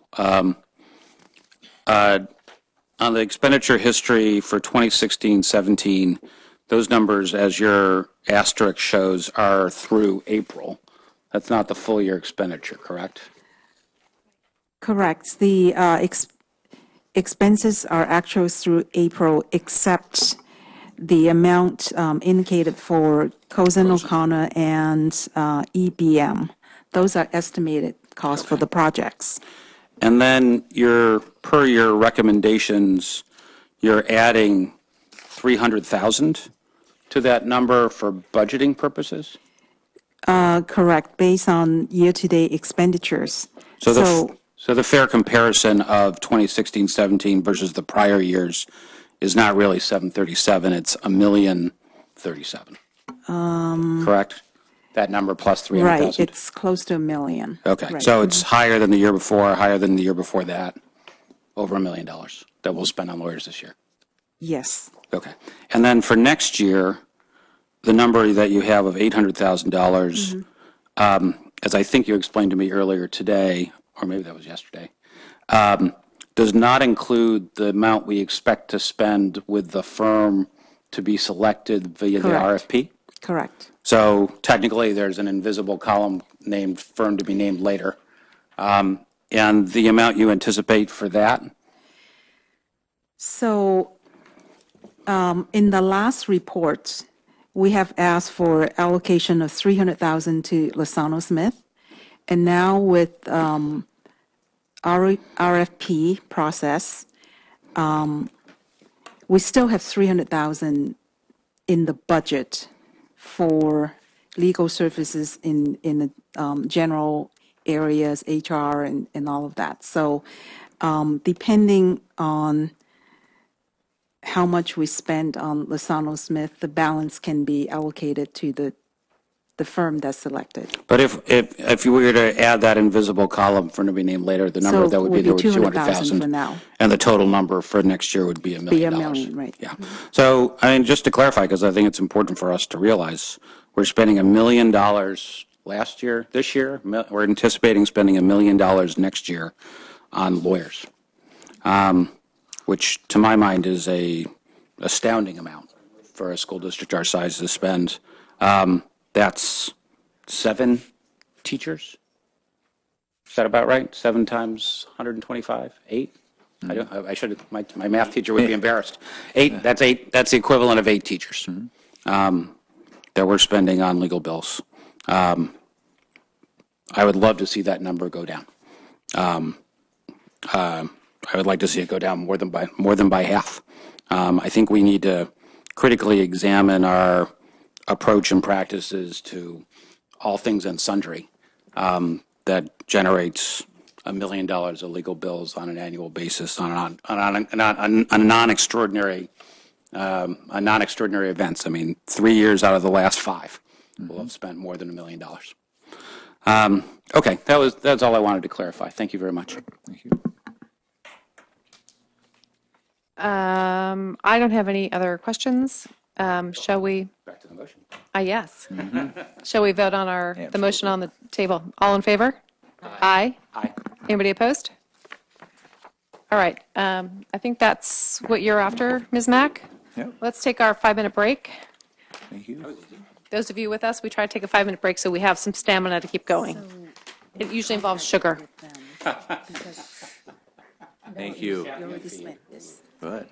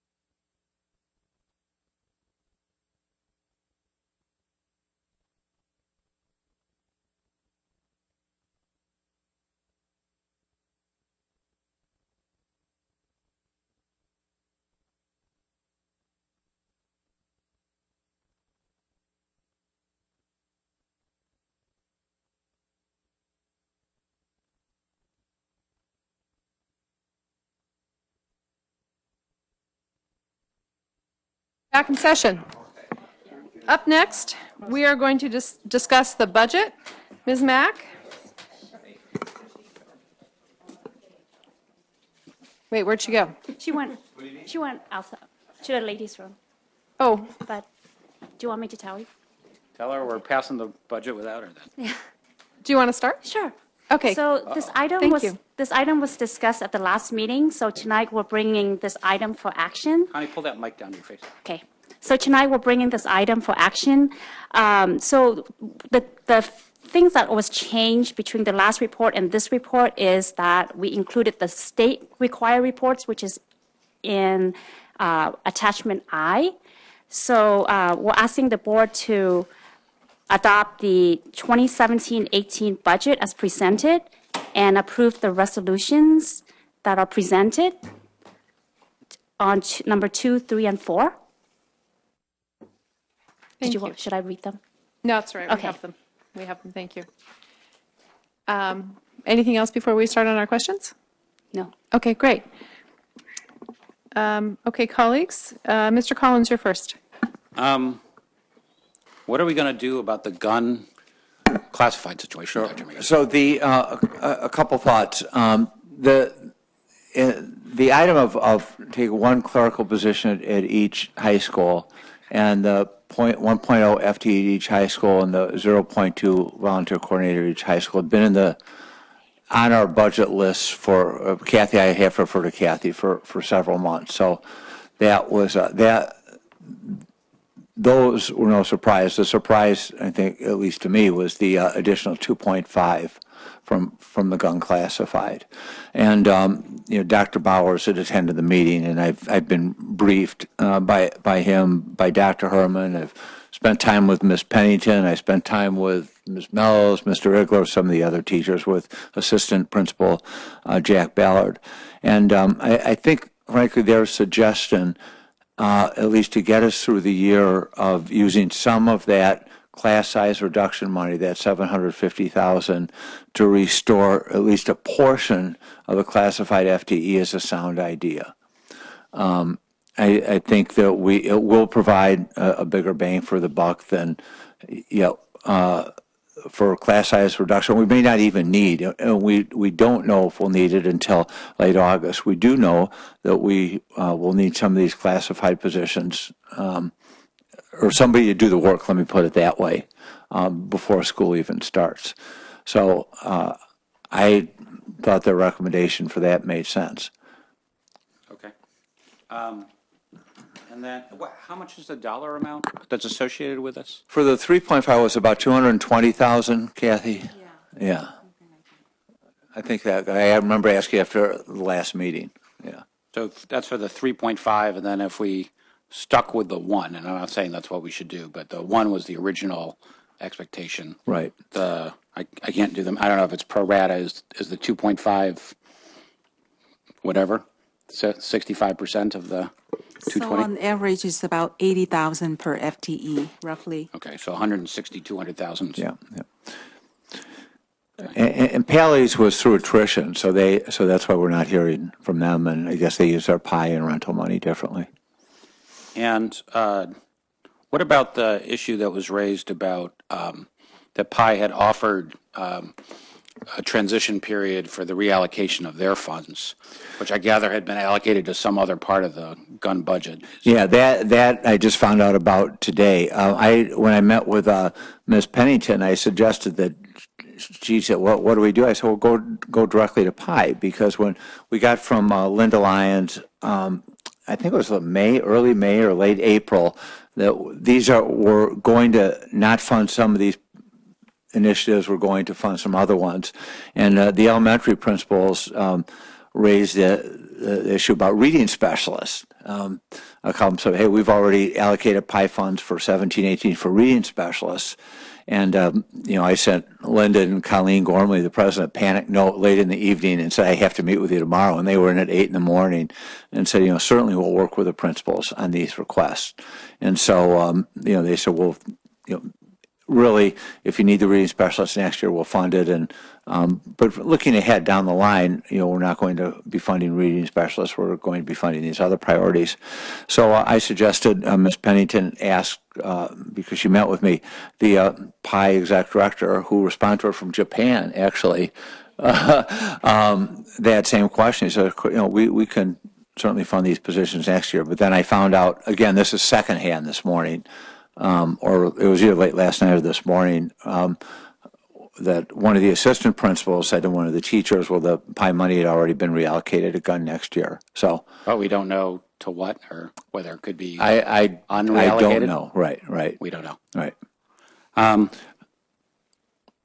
Yeah, I guess I feel I think it's not desirable that we've wound up in a situation. It's funny. It's reminiscent of last year, where I remember the last budget meeting, and I wasn't on the board at the time, where we were literally fighting over the scraps. It's like $50,000 for buses here, and somebody said no, $100,000 for something else there, and it's like we're a $220 million organization, and people are literally grasping at $50 million items. So here, I feel like we're now down to the really short strokes, and it's like, well, do we renege on our class size reduction effort, or do we fire the we make redundant the language lab support person? And that, I don't like that place. I mean, that's not a great place to be. That's not where I think we wanted to end up. I guess I wonder, and I know I'm mindful my time is up, so this will be my last thought. I'm wondering if there are other places in the budget where we could find the funds to restore this, because it was certainly never my expectation, and I think I was as surprised as anyone, as I think we all were, that the things that were in the budget resulted in a reduction in key classified staff at one of our high schools. So that's, my time is up. Thank you. Colleagues, we did have a card. I overlooked it. So if you don't mind, I'm just going to take it now. Meb Steiner. I'm sorry about that, Meb. You're a repeat offender anyway, so. So I contemplated a musical interlude, but changed my mind.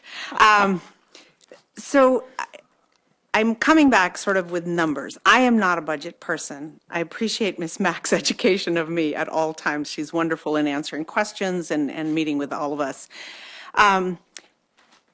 In my open forum remarks, I spoke about really reinstating all of those clerical positions for three reasons. One, the importance and value of the volunteer service coordinators for a very small amount of money. We're talking $22,000. That's $11,000 at each high school. I think we spend more money on pencils, but I'm not sure. I would have to check that number. The second reason to reverse the one FTE, even though those aren't surprises and have been there, we added clerical support 2 years ago for communication at both high schools. And then this last minute 2.25 funded positions through discretionary money. So the total that we're looking at, I believe, is about $315,000 for all of those positions. I brought up the new school fund, and in the ending fund balance in 2015-16 was $6,089,000. I divided that by the $315,000, and we could fund these jobs for 19.33 years. Using that money for teachers, we can fund it for 8 years. We now have a fund balance of $4,519,270. And if we divide it now, it'll fund these positions for 14 years, 14.35 years, and teachers for 6.03. If I put both things together, where we give nothing up and we take the current balance, we could fund both class size reduction and these clerical support positions at both high schools for 4.95 years. And hopefully in the next 5 years, we're in a different economic cycle. So those are sort of just very broad stroke numbers, and I absolutely honor and respect the difficulty of the decision for all of you, for all of us. But I do really want to emphasize that, as I have been emphasizing the volunteer service coordinator position and the clerical FTE that we added, and now these new clerical cuts, it is really a big bang for the buck, as witnessed by the fact that we could go 15 to 20 years just with the new school fund. And these are the folks that keep the wheels on the bus.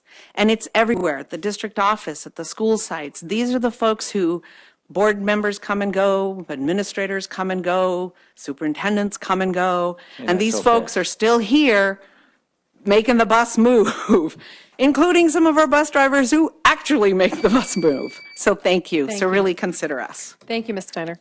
So, Ms. DiBrianza. Thanks. So I just have two issues. One is this issue of gun, and you all did a very compelling job of coming up here and explaining to us the impact it's going to have in your school. The disappointing part for me is that this isn't the only school. Like I don't know that this is the only site that you all have heard of, but every elementary school that I liaise to or that my kids go to, I've had extensive conversations with those principals about, wow, the $20 cut and the redirection of the pie, and if there's a decrease in rental income, what are we going to do? It's getting tighter and tighter and tighter.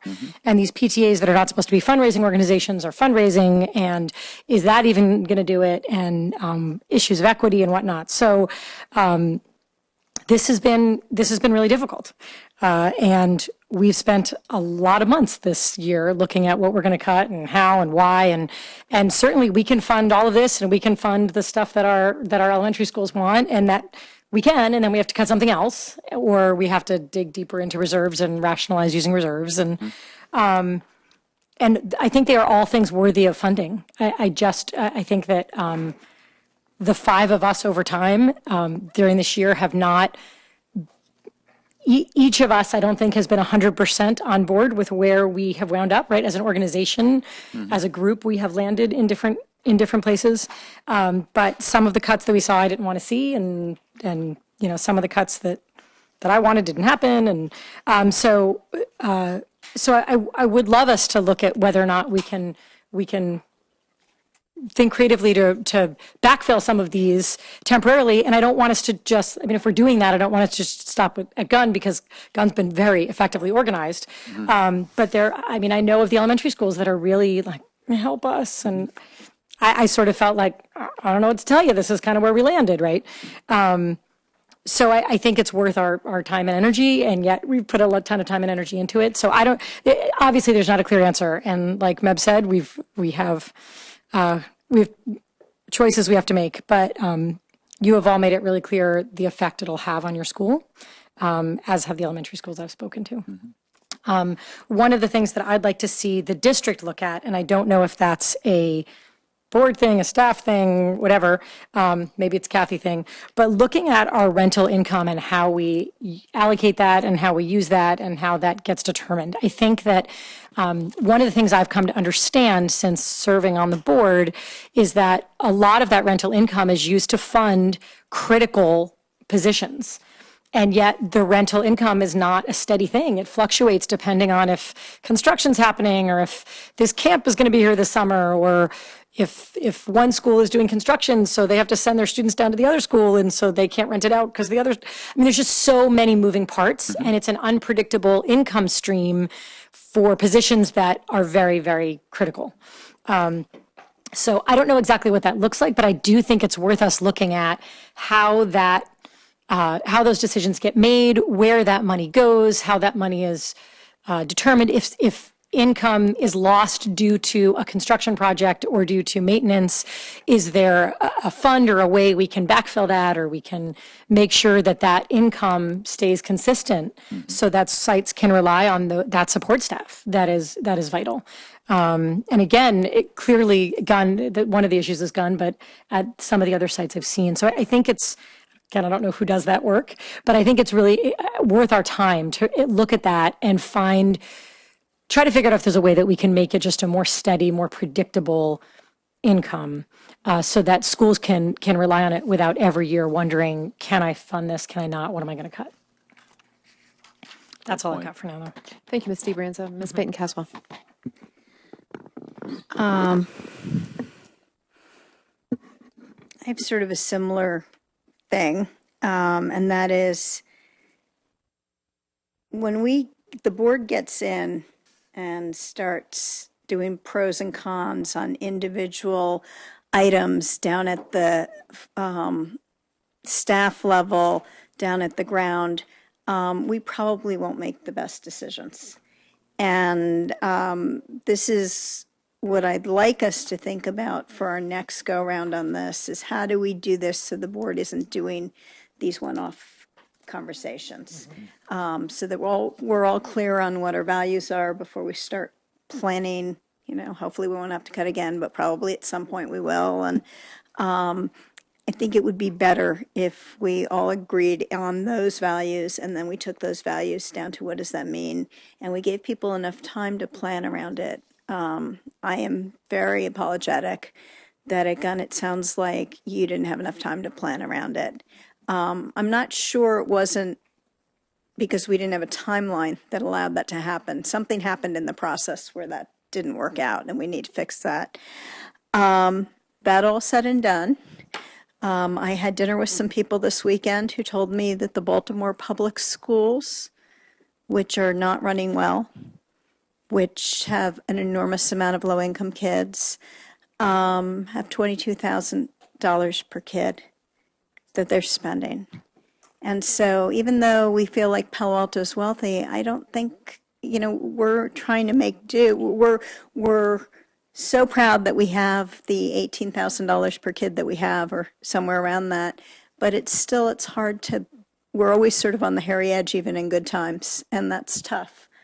One of the ways that we make do is our fabulous community and the volunteers that come out. And I think if you added up our volunteer time, it's not normal compared to other places in the country. And we do have to realize that that's a big effort. And I hope we're not shooting ourselves in the foot by saying a volunteer coordinator at $22,000 is the right thing to cut. But again, I think when the board comes in and makes these decisions, we're probably not going to be optimal. I want to make us, and this is, I'm not looking for an answer on this. I'm just sort of talking about, I wish we had started this differently, but we didn't, and now we are where we are. There is a proposal that has gone to the governor for some one-time funds. He may say no, it might not come through, but we might get some one-time funds. How much is that if we get it? It's about 1.7 million one-time money. So 1 point what? 1.7 million. 1.7. So we have the opportunity to have some one-time funds. We might not get them, but it's looking on the positive side right now because both the Assembly and the Senate have agreed that it's important to get the one-time funds this year, not next year. I'm wondering if some of this, if we got the one-time funds, like the 22,000, might be able to be done this year, and then we can have a whole year to think about how we do this better for next year. I know that's the promise of something, but we should know by 30 days, won't we know in 30 days? No, end of the month, whether or not the governor. Okay, so, yeah, so, I mean, it's, we'll know pretty quick, this month, June. Right, end of June. End of June, okay, so, I mean, I don't know, maybe that's a promise that isn't that unrealistic that we could use here. Now, I don't think we can vote on that tonight because we don't have it yet. But I'm just bringing it up as, because I realized you said, you know, Pali's not here complaining they didn't get their volunteer coordinator, but I'm looking at how many jobs are being supported, and I'm wondering how volunteers are really important for us. So let's just say, before we beat ourselves up on the process, we've had a lot of meetings over a lot of months, and you know, maybe we would have gotten to the same solution with, or same results, maybe not, but it has not been for lack of time and effort and thought. So, and I don't want to beat anyone up about this. I just think that we probably have some learning from this that we could use so that maybe it would be less painful next time we have to do this. Is that it? Yes. Oh, you were waiting for that. There you go. It was just a pause long enough to get to the buzz. Thank you, Ms. Peyton-Caswell. Nice. Mr. Dauber. So I certainly see the force of the argument that Gun staff is making, and I'm impressed. I think Mr. Collins said this last time. You know, there is some evidence, right, that this is going to have an impact at Gun based on the fact that you're all willing to come out here, you know, and so there's clearly evidence there. On the other hand, the Gun administration looked at, I assume, all of the different options for dealing with the Gun budget and decided that these positions were the least bad to cut.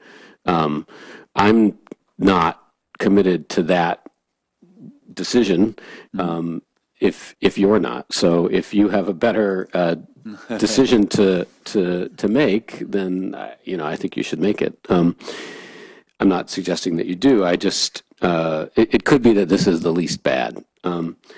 In terms of so I think we actually have. So I am interested in the question of whether there's something that we can do to not have this a negative outcome, and I can only see a few options. I mean, there's this possibility of spending dollars out of reserve funds. This does not seem to me to fall within the parameters that we've set for spending reserve dollars. It's not a one-time expense.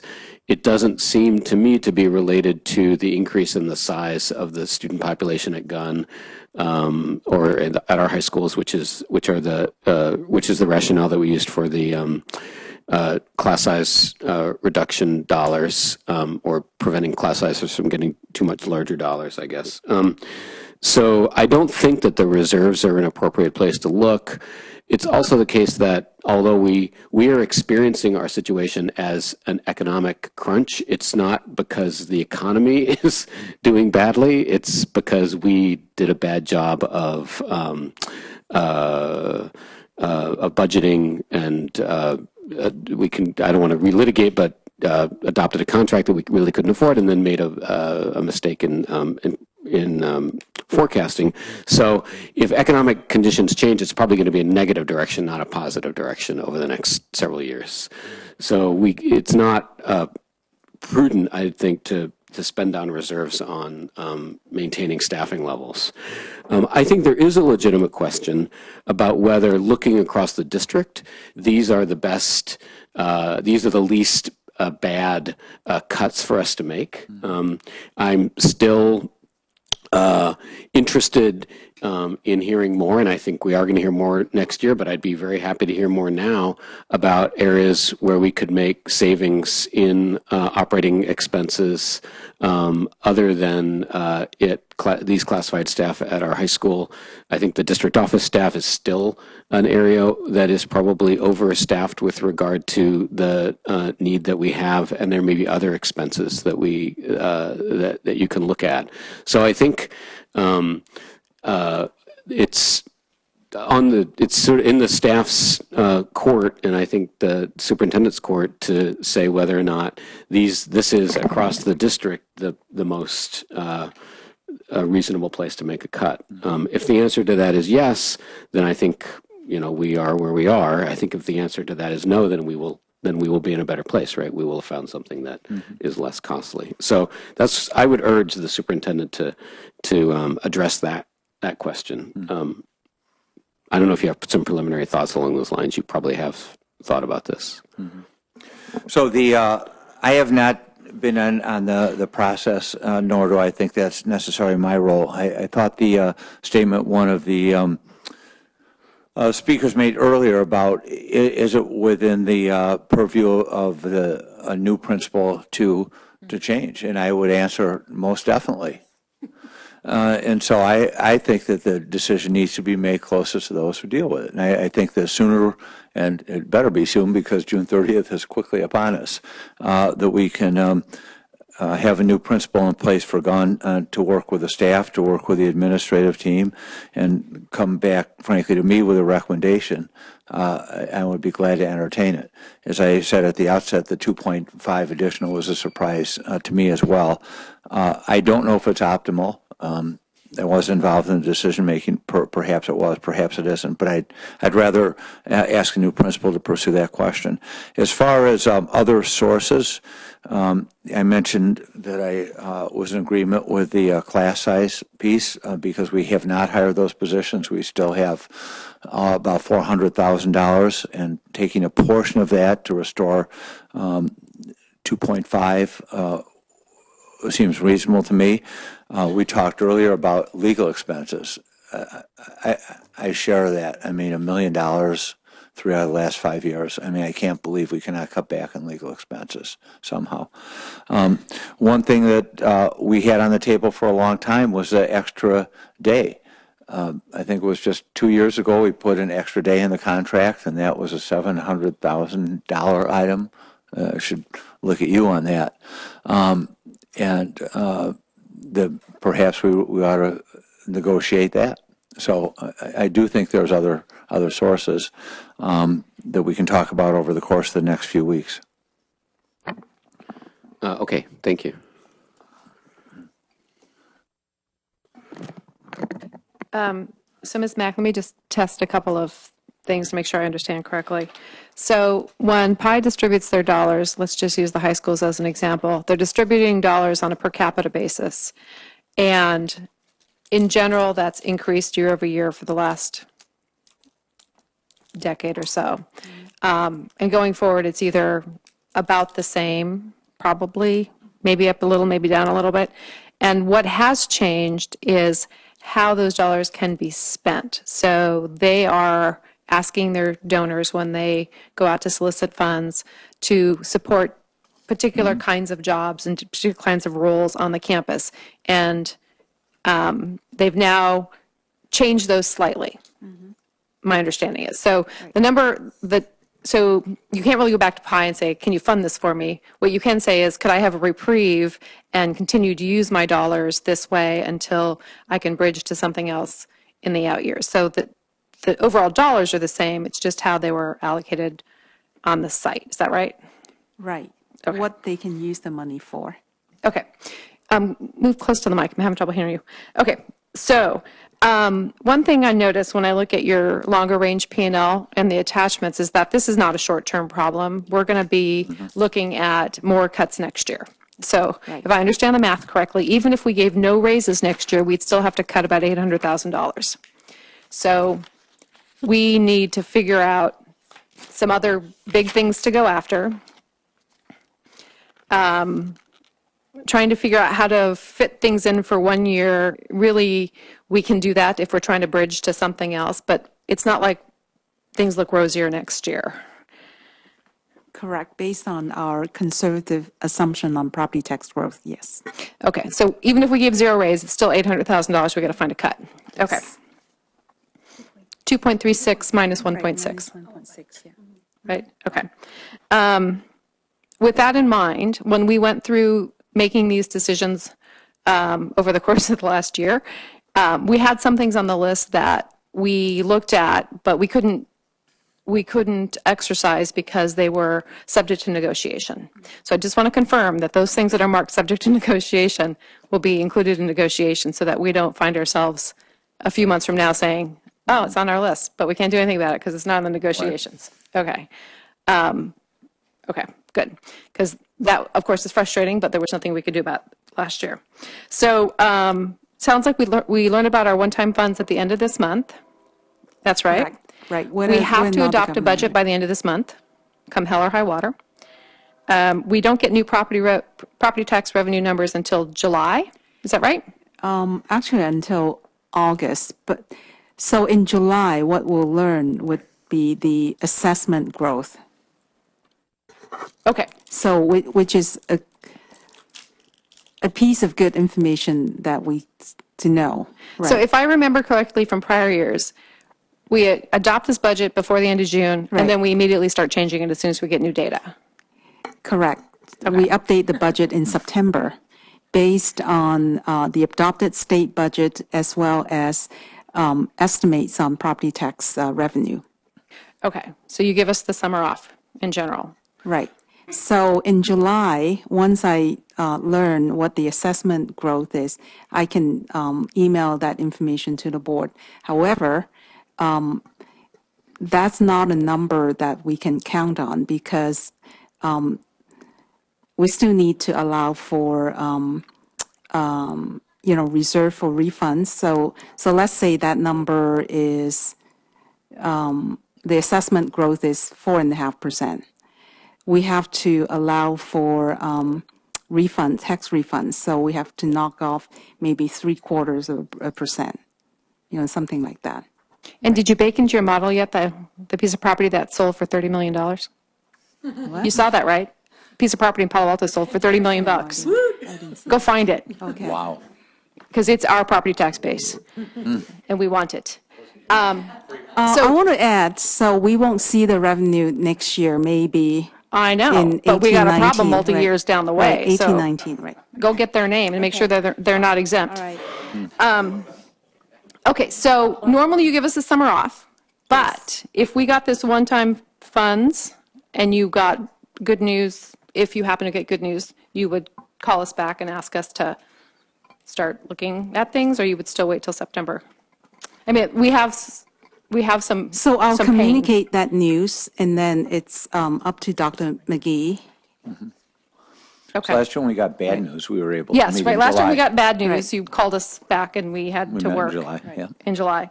Okay. And one last question. Our undesignated reserves are exhausted, aren't they? Yes. All right. Okay, those are my questions. Good question. Do we need to go around again? I have another. Yep. Mr. Collins. Great. So two things. One is just understanding the deal with this 1.7 million of potential one-time funds. So that's a state allocation, and it's subject to approval by the legislature and the governor. It's already been approved by the That's legislature. subject to approval by the governor. Okay, so it's sitting on the governor's desk, Yes, waiting for his waiting signature. for approval, right. Mhm. Okay. The legislature and the assembly have already approved it. So, and then once it's signed, is there potential slippage between cup and lips? I mean, can we cash the check then, or does something have to happen? So if the governor doesn't do his line item veto, it will be in the budget, and we will update our budget to include that in our budget. But we know we'll get paid, because sometimes I know we get money allocated, but it doesn't get paid timely. We know we're going to get paid. So for this item, the legislature it's in the budget proposal, and the legislature is very clear that the money will be distributed in 17-18. Okay. So if the governor does not veto the item, it's in the budget packet, and we can count on receiving the money in 17-18. Okay, excellent. Thank you. Dr. McGee, I also would like to get your views on the volunteer coordinator position at the high schools, which I agree has been on the cost reduction list as long as I can remember. And I remember, I think, a conversation with, I can't remember who, asking how that would be done, and the thought would be that, well, volunteers would staff it.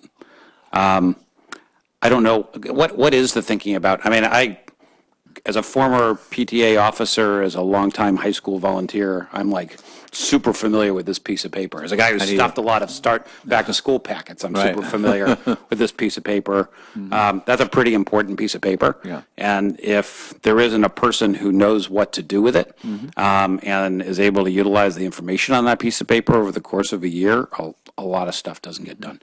So I guess I'm curious what the plan is at the high schools to address that function. So we'd have to ask the high schools.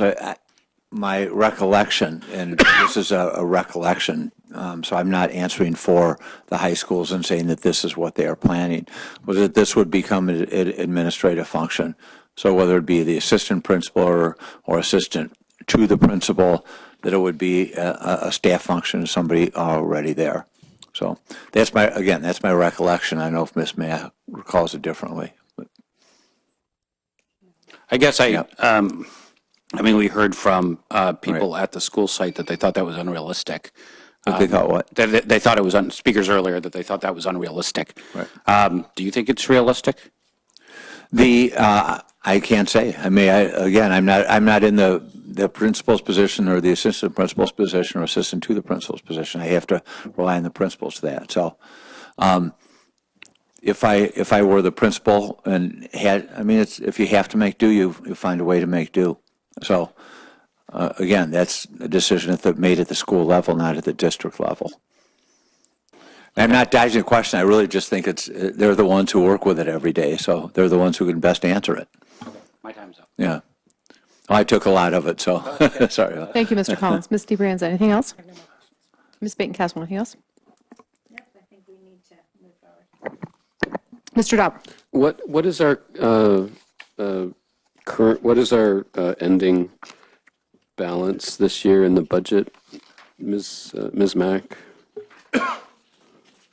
Demand reserves? No, in general fund balance. General fund balance, yeah. So the general fund balance would be at the end of 17-18 is estimated to be 34.7 million. And then we have also in the basic aid reserve. How much we have in basic aid reserve? This year or for next year, yeah.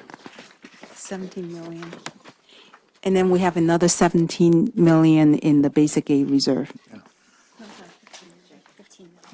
15 million in the basic aid reserve. Are we asking for the reserve or the P&L bottom line? I'm interested. Well, I'm actually interested in both of them, but I guess I'm struck by, and this I think is within the discretion of the superintendent. I mean, this is less than the $50,000 that Mr. Collins was talking about, right? We're talking about $22,000, right? Which is just a vanishingly. No, I think it's 11,000. It's $22,000 in all, and so this is really de minimis, and so I urge the superintendent to work with the high schools to, if this, I think this is a point of leverage, this position, and what I'm hearing is there's a potential real downside of this work not being done that's going to have costs far in excess of $22,000 in terms of services that are provided at the schools through volunteers. So, I hope that I'm all for it.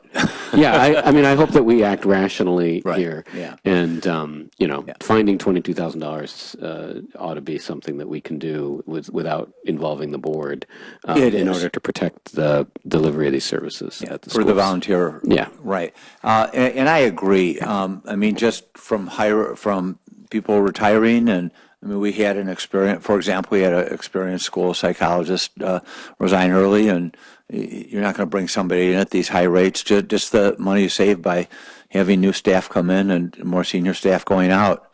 That's a matter of 2 or 3 people you can save $22,000. So I would absolutely support reinstating those positions with the understanding that we will still stay within our budget parameter. Do we need a motion to do that, or can you just do that? You know what? I think this is within the superintendent's purview. I think so. And I think it's awkward for us to go down to this level with the motion.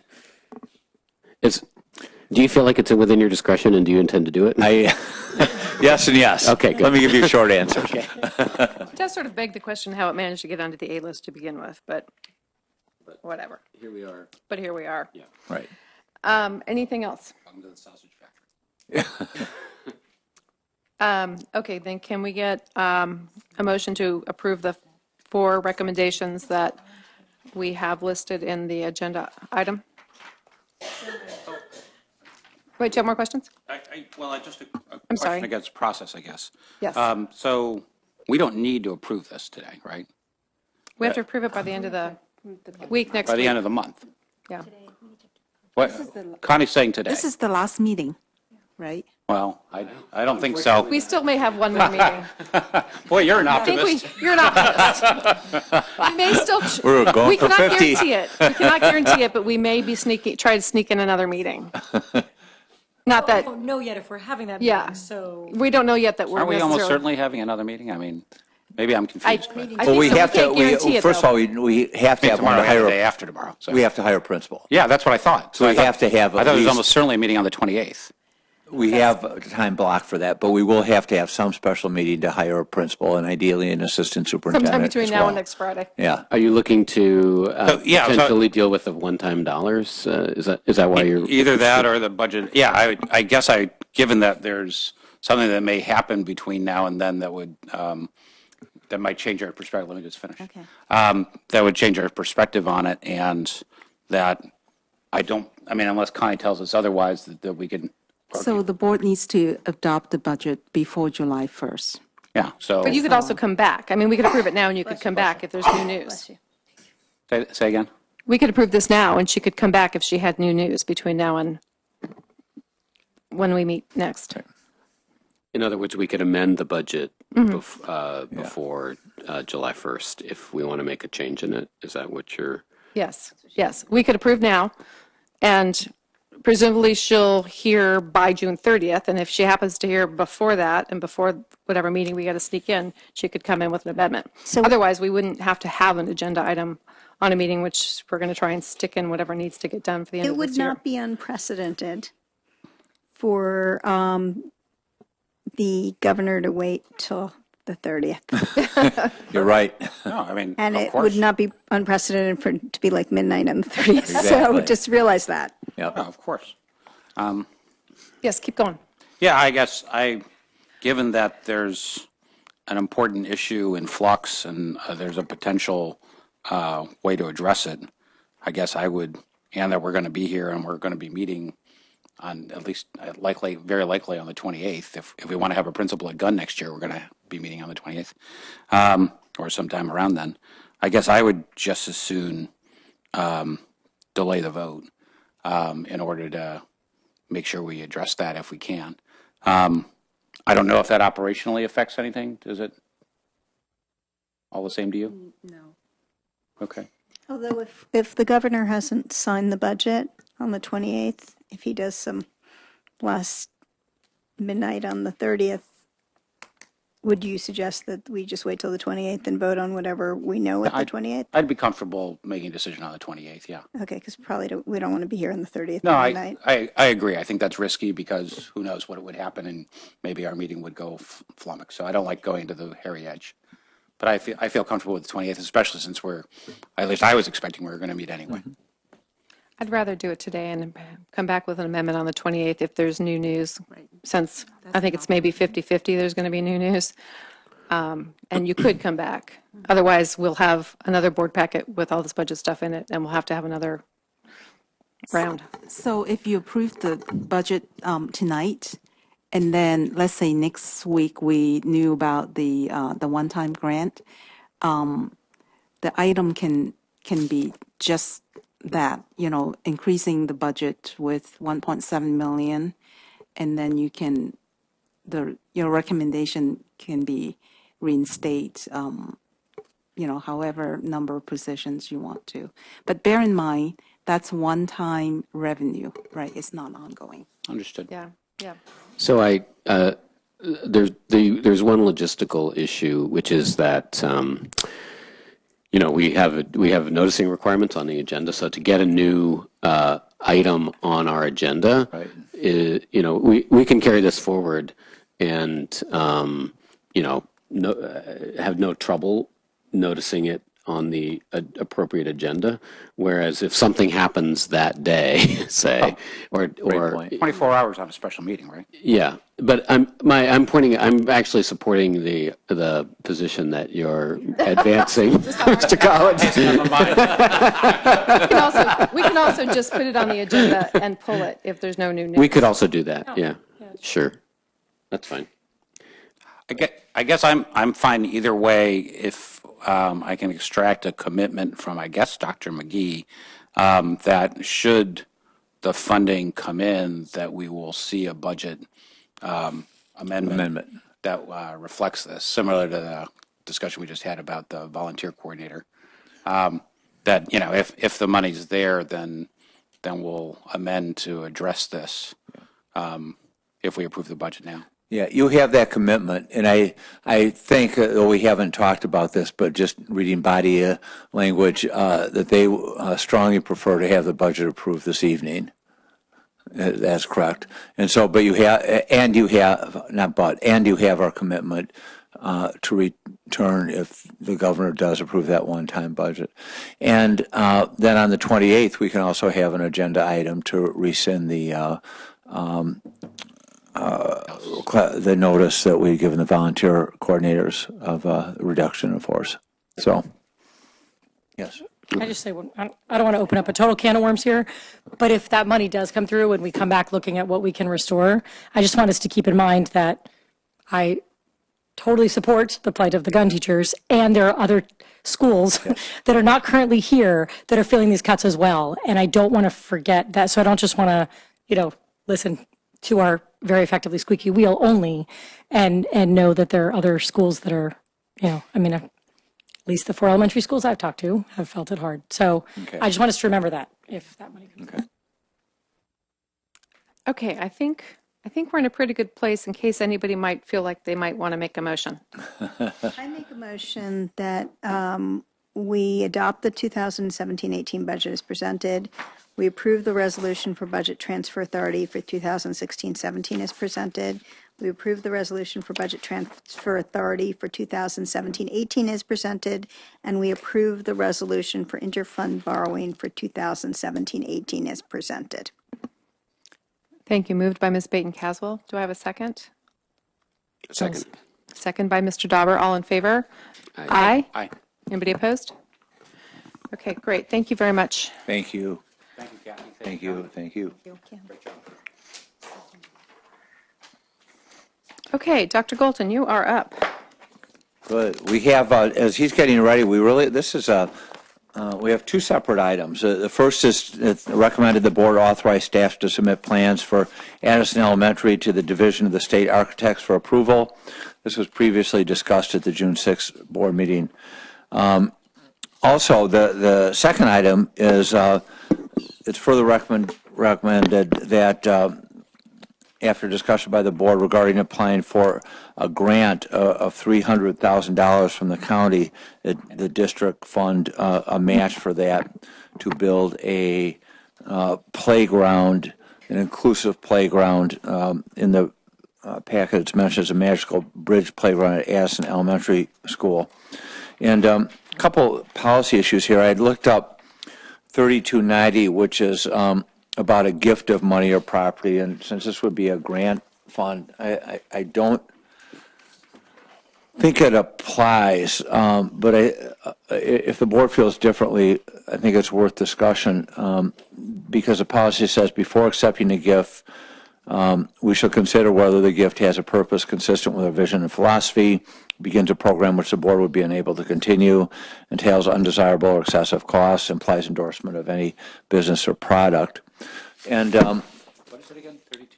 3290, and it's a gift grants and Gifts, grants, and bequests. right. So this is would be a grant program, so it may fall under that. And also 7390, which is master plan facilities. There's community values in there. I think the 4th one listed is progressive parity. And I know Dr. Golton's going to address that tonight, but I'm going to read that out loud. I just wrote it down. Provide adequate and comparable school facilities, learning environments, educational experiences, opportunities, and staffing ratios throughout the district, including shared resources such as libraries, subject-specific classrooms, elective spaces, support staff areas, and athletic play outdoor areas. While recognizing that major facility renovations are incremental and sequential by nature, progressive is in parentheses and quotes, all facility improvements will be deliberately planned and phased to honor and work towards district-wide parity. So there's, I think, 2 policy issues related to the second recommendation anyway. And with that, I'm going to just run out and I will be right back. Okay. Thank you. Dr. Golton.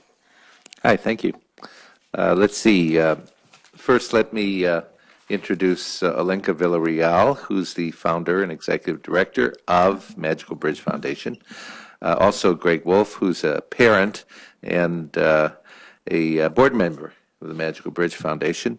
Amanda couldn't be here tonight. I have a text from her saying, how's the meeting going? What time do you think we'll be on? Enjoy this pic of the Addison teachers in the Big Apple. And I see they're up high someplace, and they have the Empire State Building in the background. So that's it. So that's what we have. Yeah, this is a good, well, first, I don't plan to do anything more than what we did last time as it relates to the plans. We discussed that last time, and we're seeking approval tonight so we can send them on their way in probably July for their 9-month trip to the Division of State Architect, hopefully returning sometime April, May of next year, at which point we'll be able to bid them out and find out how much this project will actually cost. So anyway, that's what I don't intend to talk about. But as far as the Addison project, this board item says it's further recommended that discussion by the board regarding applying for the grant using the district funds as a match continue, and if the board determines the board commit $300,000. So the decision's the board. As far as this magical, we've had actually some correspondence, some emails, and I'd like to maybe address a few of the questions. I'm curious as to how and why Addison School was chosen for possible locations from other elementary schools or public parks in North Palo Alto. Well, as it relates to schools, this is the next project up. This project is going to the state allocation board. It's the next project that will, it's the next construction we'll do at the elementary school level. And in addition, it had very interested community members, and the principal, Amanda, is also very interested in Magical Bridge. And you have a email from her that exhibits that interest. And so that's why this project was chosen. As far as choosing this instead of a park, well, they want to use it during the day.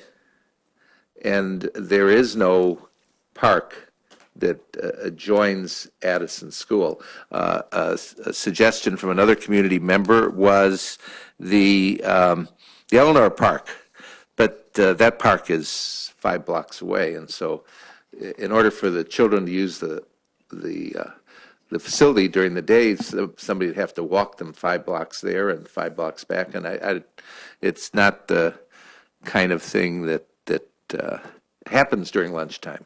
That is. So that's the reason why a park wasn't selected.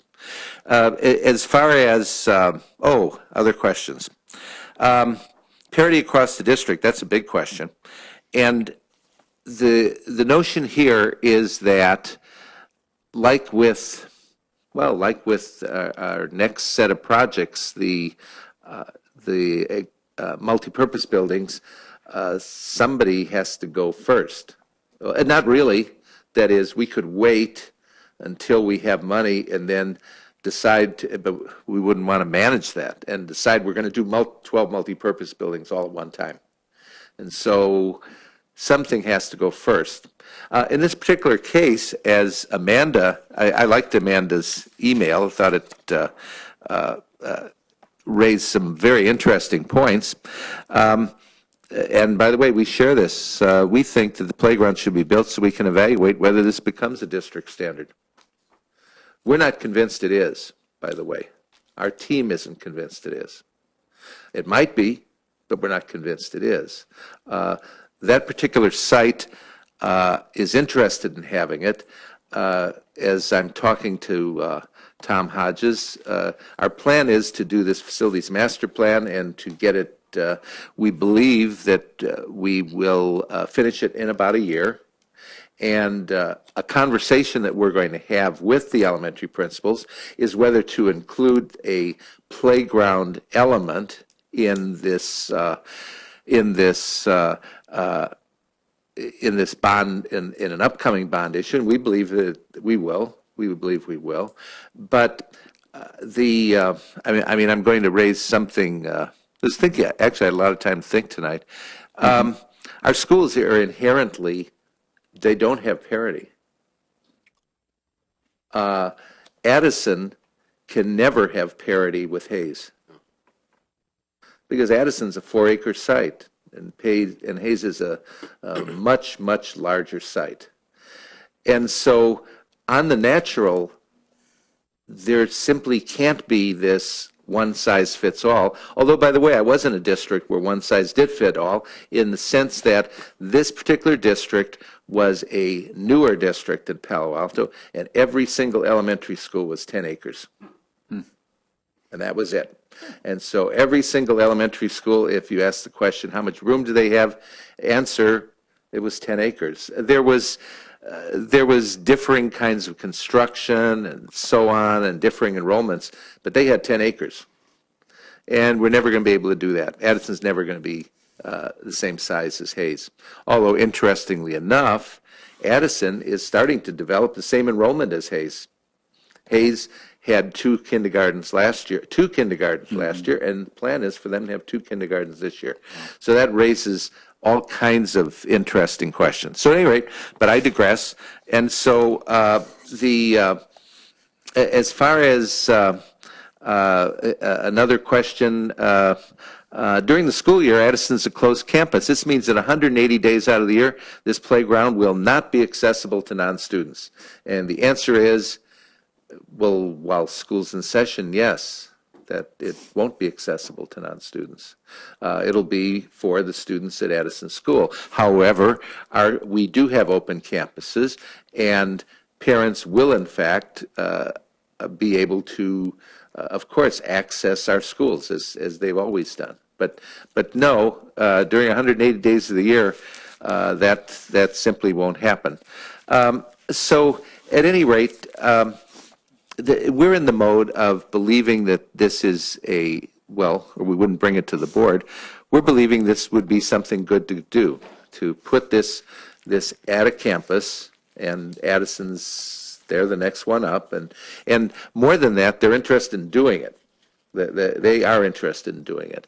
And to see what it's like, to see how this works. By the way, this isn't going to be a magical bridge playground.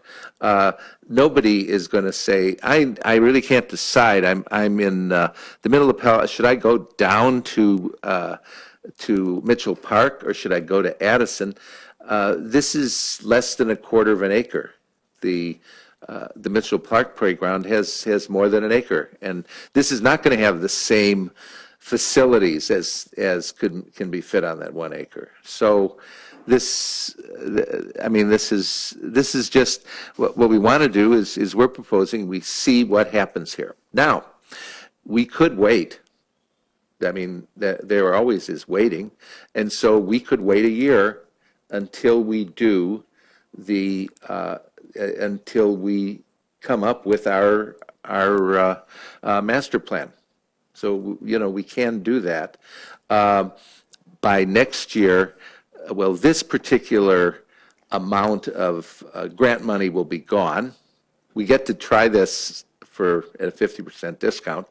But for all we know, a year from now, maybe there'll be $100 million instead of $10 million. Or alternatively, maybe there'll be nothing. So this seems... I'm sorry, I missed that reference. Oh, 100 million. Well, what I'm saying to you is this. There is $10 million countywide. Oh, I Yeah, see. to match. And so if we wait a year, there might be $100 million. And for all we know, maybe the county would say we'll do a 75% match or even 100% match. We'll let you build them for free. But the other thing that might happen is that there won't be any more money from the county for this kind of thing. This is kind of what this is doing is kind of seed money to get it started. The county believes that this is a useful thing, and so anyway, so that's it. But once again, it's interesting, and I think it's very much up to the board. Thank you. Let's ask our questions. Mr. Dauber, let's start with you. Thank you, Dr. Golden. That was certainly the most entertaining staff presentation, and even your digressions I find enthralling at points. Thank you. That's going to cost you time. I think you're giving me 8 minutes. Thank you. No, you're no. Oh. Oh, no, don't try and work that thing. Ken's finally got it figured out. I've mastered this thing. It's good to have an engineer. I know what you meant by that. So I would say this certainly does raise parity issues. I appreciate your artful effort to make the difference in the school sizes sort of mitigate the parity issues, but I think that what we're actually kind of called to do by the parity policy is to address those issues of difference among the schools that are under our control. So I don't think that we are allowed to create a better facility or better programs at Addison to compensate for the relatively smaller size of Addison. And I think this project and other projects, I would point to the Pally Gym as an example of a project that I think stretches the policy. I think we've already discussed the MP room in the Addison project as something that raises parity issues. In my view, the playground is sort of the least problematic aspect, and in fact, the ultimate goal, I think, is to provide, and I hope that we do this in the bond project, the ultimate goal is to provide better playgrounds across all of our schools, and I think that providing that first at Addison makes good sense. I think framing it as a pilot project that we can learn from before we make a larger investment makes good sense. And I think trying to do it at a 50% discount makes even the best sense. So I definitely understand the concerns of community members who've reached out about this. I just think on balance, this isn't the area that raises the most concern. And I think that the approach that we're taking to this, and when I say approach, I mean at least my intention of building into the bond program playground funds for future playgrounds, really addresses that question. I also would say that parity doesn't mean that these are identical facilities. It doesn't mean that we have a Magical Bridge playground at every school necessarily, but that we provide an outdoor recreation facilities at each school that over time and as we expend bond funds against them are roughly comparable. I think that's the commitment that we're taking on when we do something like this, but I think that's a commitment that I'm happy to take on. So I intend to support the proposal, and I appreciate the thought that you've put into it, Dr. Golden, and others, obviously, in the community. Thank you, Mr. Dauber. Mr. Collins. Let me echo Mr. Dauber. It's like that. I was so glad that we had time for such an enchanting presentation about the Addison playground. The great ones make it look so easy, and Dr. Golden is definitely one of the greats. I agree with a number of the points that Mr. Dauber raised. I mean, parity is always an important consideration when doing school facilities. It's written into our bylaws. So I think it's extremely important. I do think, Dr. Golden clarified a couple of concepts that seem important to me at least. One is that I think it's important that we stop. This is not Magical Bridge at Addison. This is a Magical Bridge inspired play area on a school site, which will be a quarter the size or less of the Magical Bridge that we know now, that I believe, will be custom designed to suit the site, from the ideas of the way the original Magical Bridge was put together based on their learnings and what the site offers and what the school says it wants. So I think my understanding is this is very much an experiment that may or may not work out. And I think that's when people say, how did Addison get so lucky? They might not be so lucky. They may end up with a playground that they're like, why did we spend all this time on this dud of a playground? Can we get our old, ramp and clamp deal back? And the answer will be no, because you chose your playground and you wanted to be the guinea pig, and this is what you got. So I do think that those two things, that it is not a sure thing and that it is not the same as what is in Mitchell Park, are important. And like you said, getting it 50% off. And I guess I'd say, lastly, we talk about innovation in the district and supporting innovation and new ways of doing things. This is innovation. In my mind, this is great innovation. The importance of play areas for social development in our elementary schools, I think, are incredibly vital. And I think the inclusion of children with special needs and accommodation of kids with special sensory needs, special physical needs, special academic needs, unbelievably important. And so the idea that we might be able to improve in that regard seems very important to me. And when you think about the cost, it's, $600,000, I think, is the estimate for the area. $300,000 of that, knock on wood, paid for by a county grant.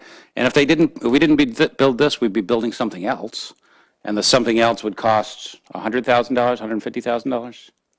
Yes, the notion is actually someplace between, we know what we would do. We'd simply move over the old play structure, resurface the area, get some ideas about the area not occupied by that straight play structure, put rubber down, of course, for that, the padding for that play structure. And so, yes, it would be $150,000, $200,000. So the cost to find out if we can do something great is $100,000.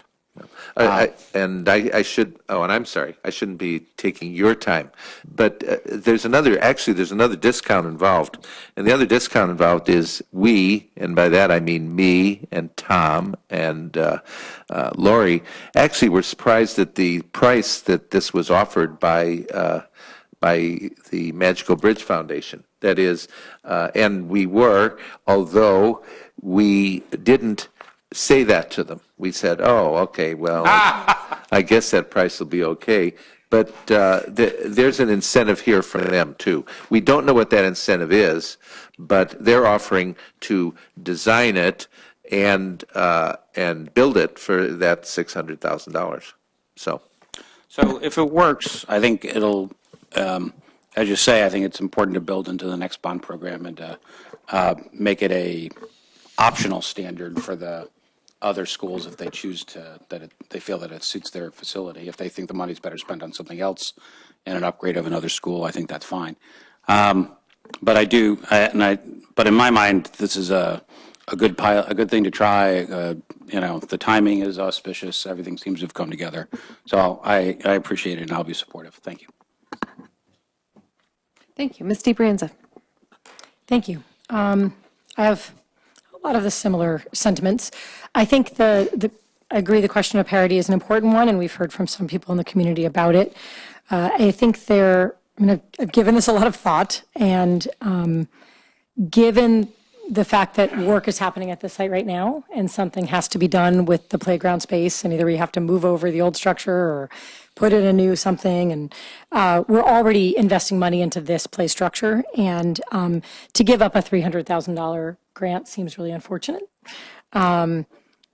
Also, the principal, as Dr. Golden said, the principal is really interested in this possibility. That being said, I'm personally not wed to Addison. I'm happy with it being any of our schools, although it makes sense to do something in North Palo Alto, given that we have an actual Magical Bridge playground in South Palo Alto. So I don't think the school site for me is the important part. I'd be happy with it anywhere, but this is logical given the commitment of the principal and the fact that construction is happening there now. Some have asked why not do it in a park. I think the whole point is actually doing this at a school site and making it accessible for kids during the school day. We're talking about equity here, and 1 in 5 kids is a student who maybe can't make use of the current playgrounds we have at all of our elementary schools. So how can we start to shift that so that everyone has accessibility and is included in the community?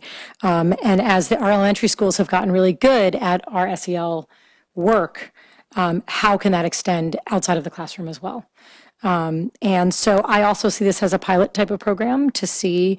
I'm pretty optimistic that it's going to be a good experience, but I am curious to know: do we actually see that an investment in this type of playground has some sort of tangible benefits for our neurotypical kids, for our kids that have the differences, for community? Do the teachers see a difference?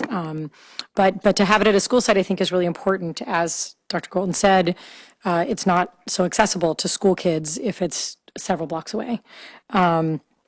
So I would like to sort of see it as a pilot. This certainly isn't the only need at our elementary playgrounds. I think that that having an inclusive environment, updating our environments, shade for our environments in our elementary schools is really important. So I would like to see us ask our principals for their priorities for playgrounds and outdoor space for the next bond, and see what they come up with. And hopefully by the time that's something we're actually writing, we've got a playground in place at Addison or some other school as a pilot, and we can get some feedback as to how successful that model was. This, when we're thinking about parity, this isn't either approving this or not approving that. If we approve this, this isn't the end. This is the beginning, right? This is, hey, let's try this, and we're going to be writing a new bond, and we're thinking about what our principals need at each of our sites. So yes, I think working toward parity is really important, but to make that commitment to every school before we know how successful it is or work the kinks out, then maybe Amanda tells us, oh, we did it this way, but this layout makes more sense, we think, or, just starting small and trying it out. So I support it wholeheartedly. Thank you, Ms. DiBrienza. Ms. Peyton-Caswell. Yeah. So I was here when we adjusted the board policy so it included progressive parity. And the reason we did it was because we had made investments across the district and not carried that through for every kid. And it's fine if someone chooses the school based on what they have. But our schools, most of our schools are neighborhood schools. And so you move into a house, you don't get to say, I'm going to be at this school rather than that school. You just don't get that. So progressive parity is an important value for us, because if people move into our town, we're committed that they get a commensurate education no matter which school they go to. It does seem to me that inclusive playgrounds or playtime is being looked at as part of the academic development or the development of the whole child.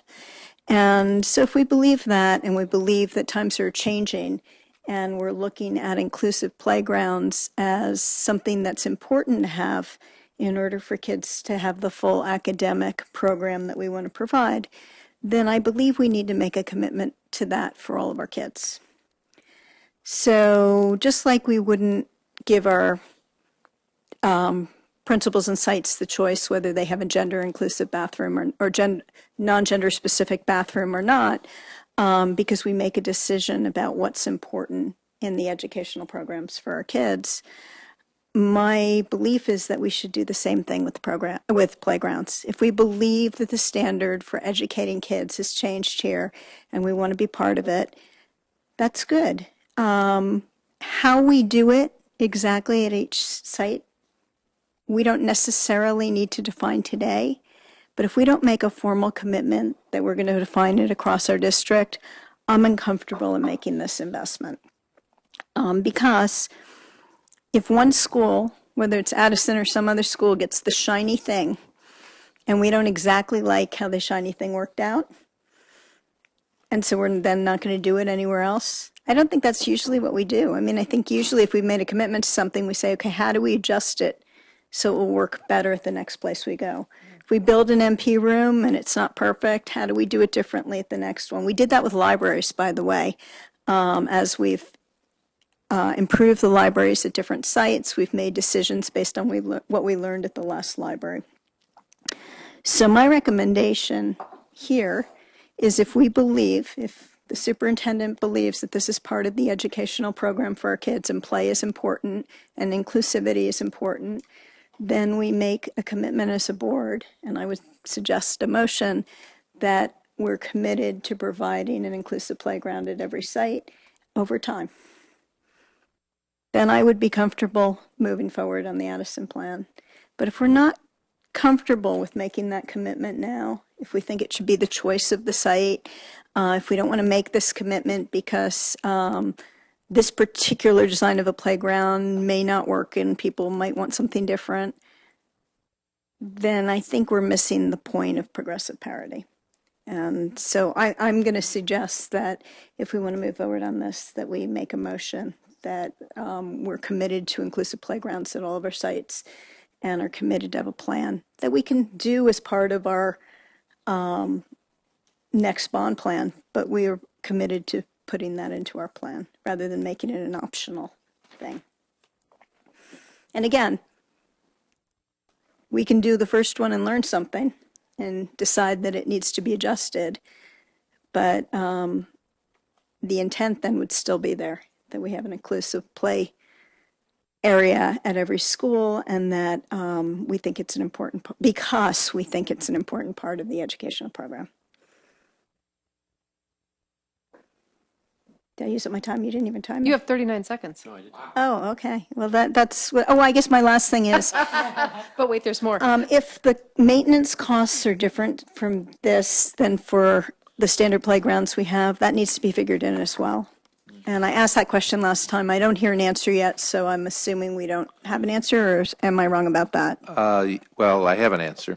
By the way, these, I don't know, these numbers are from the Magical Bridge Playground, Magical Bridge Foundation, but they say that other Palo Alto playgrounds get approximately 200 to 300 visitors a month.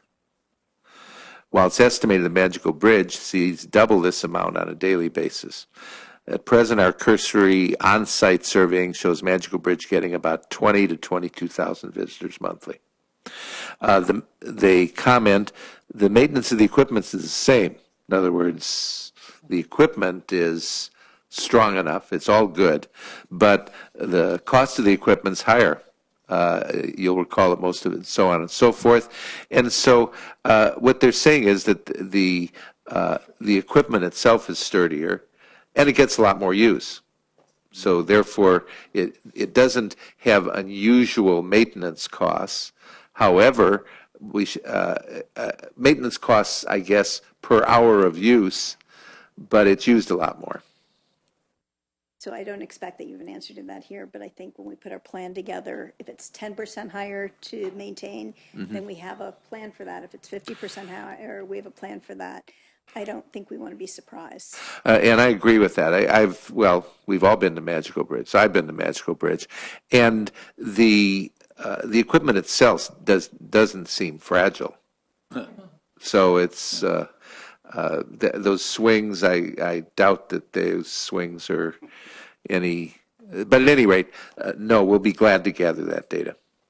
And put a plan in place for it, assuming we go for it. Yes, as part of the facilities master plan, not a separate plan for this particular enterprise.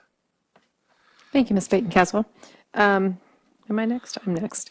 I agree with all my colleagues and everything they said, including Ms. Baton-Caswell's proposal that we be more specific about if we think this is a good idea, that we should propagate it to the other schools as part of our next planning cycle for the next 10 years. Of course, if after it's done we think it's an awful idea and it hasn't worked out, we can always change that decision. But in the spirit of the kinds of parity that we like to have at our schools eventually, I'd be supportive of a motion like that. So that means we have at least 2 motions to get made, unless we have more questions. No. At least 2 motions to get made, potentially others 3. might have more questions too, though. Yeah. Any other questions? I just wanted to follow up on Ms. Baton-Caswell's. You I agree with everything you said. I think the one thing that I wanted to just clarify is when you're talking about making a commitment, you had mentioned a commitment to inclusive playgrounds. And as much as I am a fan of all-inclusive playgrounds, I do think it's important that we look to the principals to find out what it is that they're wanting in it. So in my mind, a commitment to playground improvements or to outdoor space or something, are you looking for something more specific than that? I believe that the reason we think this is a good idea is because it's an inclusive playground. Mm-hmm. If there are additional things that a site thinks is important, like shade or whatever, I'm fine with that. Mm-hmm. But if we think that inclusive playgrounds are important to the education of our kids, then I think we just commit as a board that this is important, and we will put a plan for progressive parity for inclusive playgrounds. And not necessarily limited to that in the bond, just if. No, I'm just saying we're making commitments. So if I'm at Brioni's today and I maybe have a program with a lot of kids with orthopedic challenges, that I can go back and talk to my community, we're going to do one here. And I'm just picking Brioni's. I could pick any other school, but I think we're creating a problem for ourselves if we don't say this, assuming we believe it's an important part of the educational program, if we don't commit that every kid's going to get this eventually. And I think it is an important part of the educational program. I agree with that, yeah. So perhaps we violently agree. So if we violently agree, we maybe can make a motion about this. Okay, let's get some. So I move that the board approve the recommendation in this item, and that the board state its commitment to providing inclusive playgrounds at all of our elementary schools as it develops our next master plan and future bond program. I second. Moved by Mr. Dauber, seconded by Ms. DeBrienz. All in favor? Aye. Aye. Anybody opposed? Okay, great.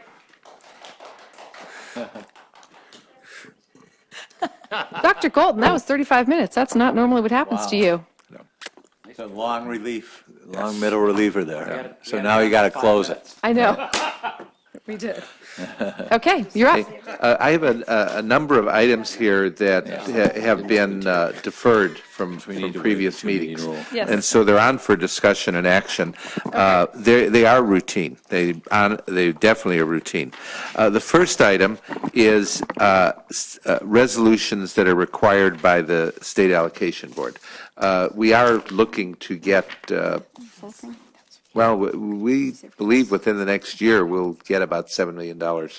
However, we need to do a lot of paperwork all the time. So these are not particularly significant.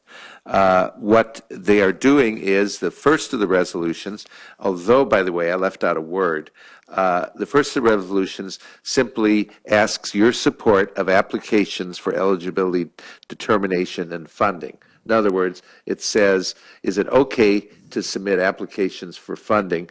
And the word that I've left out, it says the Gunn High School Central Building Project. It doesn't, it says the Palo Alto High School, it should say library building renovation project. And in that first resolution, it's on sort of page 2, and it should say the library building renovation project, and then the Palo Alto High School Science Building Addition. So that's it. It needs, even though we'll sign for it, you need to say, okay, go ahead, submit an application. Okay, great. So this was tabled from our last meeting, so we have had these materials with us previously. So can I? Oh, and then let me add, I have another resolution. The other resolution says that you are acknowledging that that the remaining school facilities bond authority is currently exhausted for the funds requested. By the way, this resolution is unusual because now, as you know, there's a new state authorization. But they want this so that in the event, in the future, if our applications aren't funded and you as a board say, wait a minute, Why aren't our applications funded? You will have, they'll say, yeah, but you passed a resolution saying you knew that you might not get funding for them. So that's it. So that's the way things are. Thank you. So we need a couple of things here. One is we need to waive the two-meeting rule. I move we waive the two-meeting rule. Moved by Ms. DeBrienza and seconded by Second. Mr. Dauber. All in favor? Aye. Aye. Anybody opposed? Okay. Now we need another motion. So I move the adoption of resolutions 2016-17.14 and 2016-17.15. A second. Moved by Mr. Dauber and seconded by Ms. DeBrienza. All in favor? Aye. Aye. Anybody opposed? No. Alrighty. Next item. Last year, the board approved about $195,000, well, they approved $195,000 to maintain the smartboard projection systems. At some point, these projection systems are going to be replaced by LEDs. As you know, the price of LEDs continues to decline. But in the interim, they're being replaced on about a 6-year cycle. These cameras get dim. Well, this is natural. This is what happens. They replaced about $195,000 last year, and this is an authorization to do another $195,000 this year, and the source of funding, as with last year, is our planned maintenance program. Great. Are there any questions about this? This also requires us waiving the two-meeting rule since we had tabled it from the last. I move we waive the two-meeting rule for item F. Moved by Ms. DeBrienza, seconded by Ms. Baton-Caswell. How about the motion to make this expenditure? Oh, all in favor? Aye. Sorry. Anybody opposed? All right. Next motion. Anybody ready to Let me find it. recommend this expenditure? Yeah, I authorize the expenditure. I move that we authorize the expenditure. I'll just do it myself. I'll move that we authorize the expenditure of $195,000 for these replacement projectors. Moved by Mr. Dauber and seconded by Ms. DeBrienza. All in favor? Aye. Anybody opposed? No. Okay, let's keep going. The next one is the $1.2 million. Actually, this was discussed quite heavily during the early stages of the budget deliberations. The bond program had authorized a series of 6 of these $1.2 million annual expenditures, and this is the next to the last one. And these funds are allocated to the sites. Okay. Again, this was tabled last regular meeting, so it will require waiving the two-meeting rule. But first, is there anyone who has questions or comments about this? I just have one question, which is, do you know what the $500,000 from Dell Marketing consists of? Yeah, well, those are workstations. Those are Chromebooks, right? Yeah, those are Chromebooks, and D&D security is what it is. By having the word marketing there, I can see why Mr. Dauber. I missed the paragraph on, yeah, I'm going to recuse myself from this vote because of the Chromebooks, which are, for obvious reasons. I move we waive the two-meeting rule on this item. I'll second it. Moved by Ms. Baton-Caswell, seconded by Ms. DeBrienza. All in favor? Aye. With Mr. Dauber recusing himself? Can I ask a math question? Yeah. Thanks. Just curiosity. In the recommendation, it's that we don't spend more than $500,000 on Dell supplies and $600,000 on Apple, not to exceed $1.2 million. And I'm wondering if we're not exceeding $500,000 and we're not exceeding $600,000, why is it $1.2 million? We have $100,000 for security. Well, oh, right. Yeah. Okay. It's the $100,000. Okay. And there are also other vendors that are under $100,000, and so we're, yeah. But the fact remains, this $1.2 million is allocated on a per-student basis, right? And so IT does their calculations. They tell us how much is allocated to each school. We keep track of it. At the end of the year, they get to carry it over, so this is, but it's all within the bond program. Great. And wait, we're using bond funds for technology? Oh, come on. Wait a minute. Weren't you on the bond oversight committee? Having flashbacks. Funny. Okay, we've waived the two-meeting rule. Can I move that we authorize staff to purchase technology during 2017-18 from Apple in an amount not to exceed 600,000, from Dell Marketing not to exceed 500,000, and D&D Security in an amount not to exceed 100,000, with the total amount not to exceed 1,200,000. I'll second. Moved by Ms. Baton Caswell and seconded by Ms. DeBrienza. All in favor? Aye. Okay, that's four of us with Mr. Dauber abstaining. Okay. The next one is item H. And in item H, we have two contractors. Ninu and Moore is a special inspector. They do testing and inspection services. And Cornerstone Earth Group does hardscape, landscape, pavers, and the like. And their oversight, the oversight of these two groups, has the time's lengthened. Reason, the Perry Gym project, the inside was great. You know, that worked fine during the winter. However, there was significant delay from May. We're July 21st is good. July 21st conservative, but the fact remains all the pavers that need to be put down, all the landscaping and so on and so forth, was significantly delayed by the weather.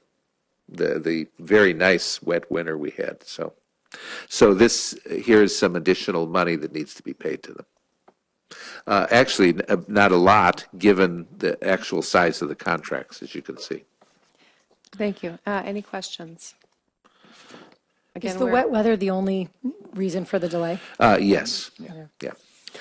It does seem like the Cornerstone Earth Group going up by $15,000, which is over 10%. Is that just because of the delay, or it's for the delay and actually sort of the extra work involved too, because how would I put it? This winter really impacted the layout of that school. This was not an easy winter for the exterior of that project. Okay, so this is actually extra work that was required that as a result of the weather. Yeah. Okay. Yeah. Can I get a motion to waive the two-meeting rule? I move we waive the two-meeting rule. Moved by Ms. Baton Caswell and seconded by Ms. DeBrienza. All in favor? Aye. Anybody opposed? Any abstentions? Okay, great. How about? I move we approve an increase to the not to exceed amount for Ninu and Moore in the amount of $10,500, and an increase to the not to exceed amount of the contract to Cornerstone Earth Group in an amount of $15,000. I'll second it. Moved by Ms. Baton Caswell, seconded by Ms. DeBrienza. All in favor? Aye. Anybody opposed? Any abstentions? Okay, great. Let's keep going. And then the last one is the authorization of the FS3 Hodges bond program management contract. It's as a historical fact, this firm has worked for the district since 2002.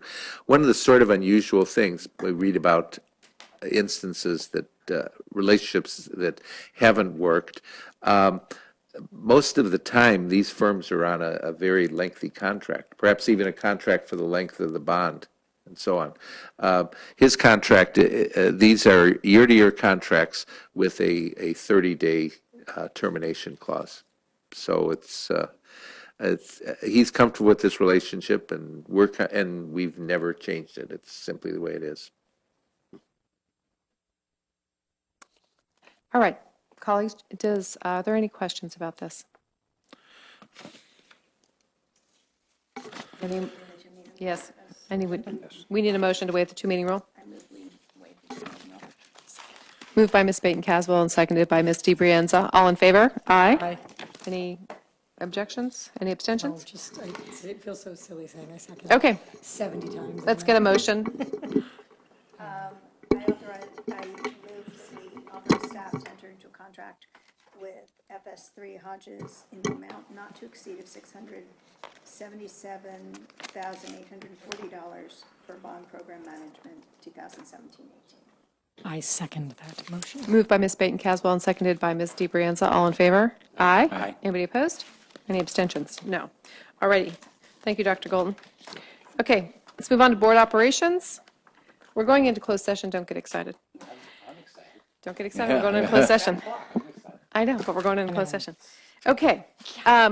Board reports. Let's start down with Mr. Collins. I got nothing. Okay.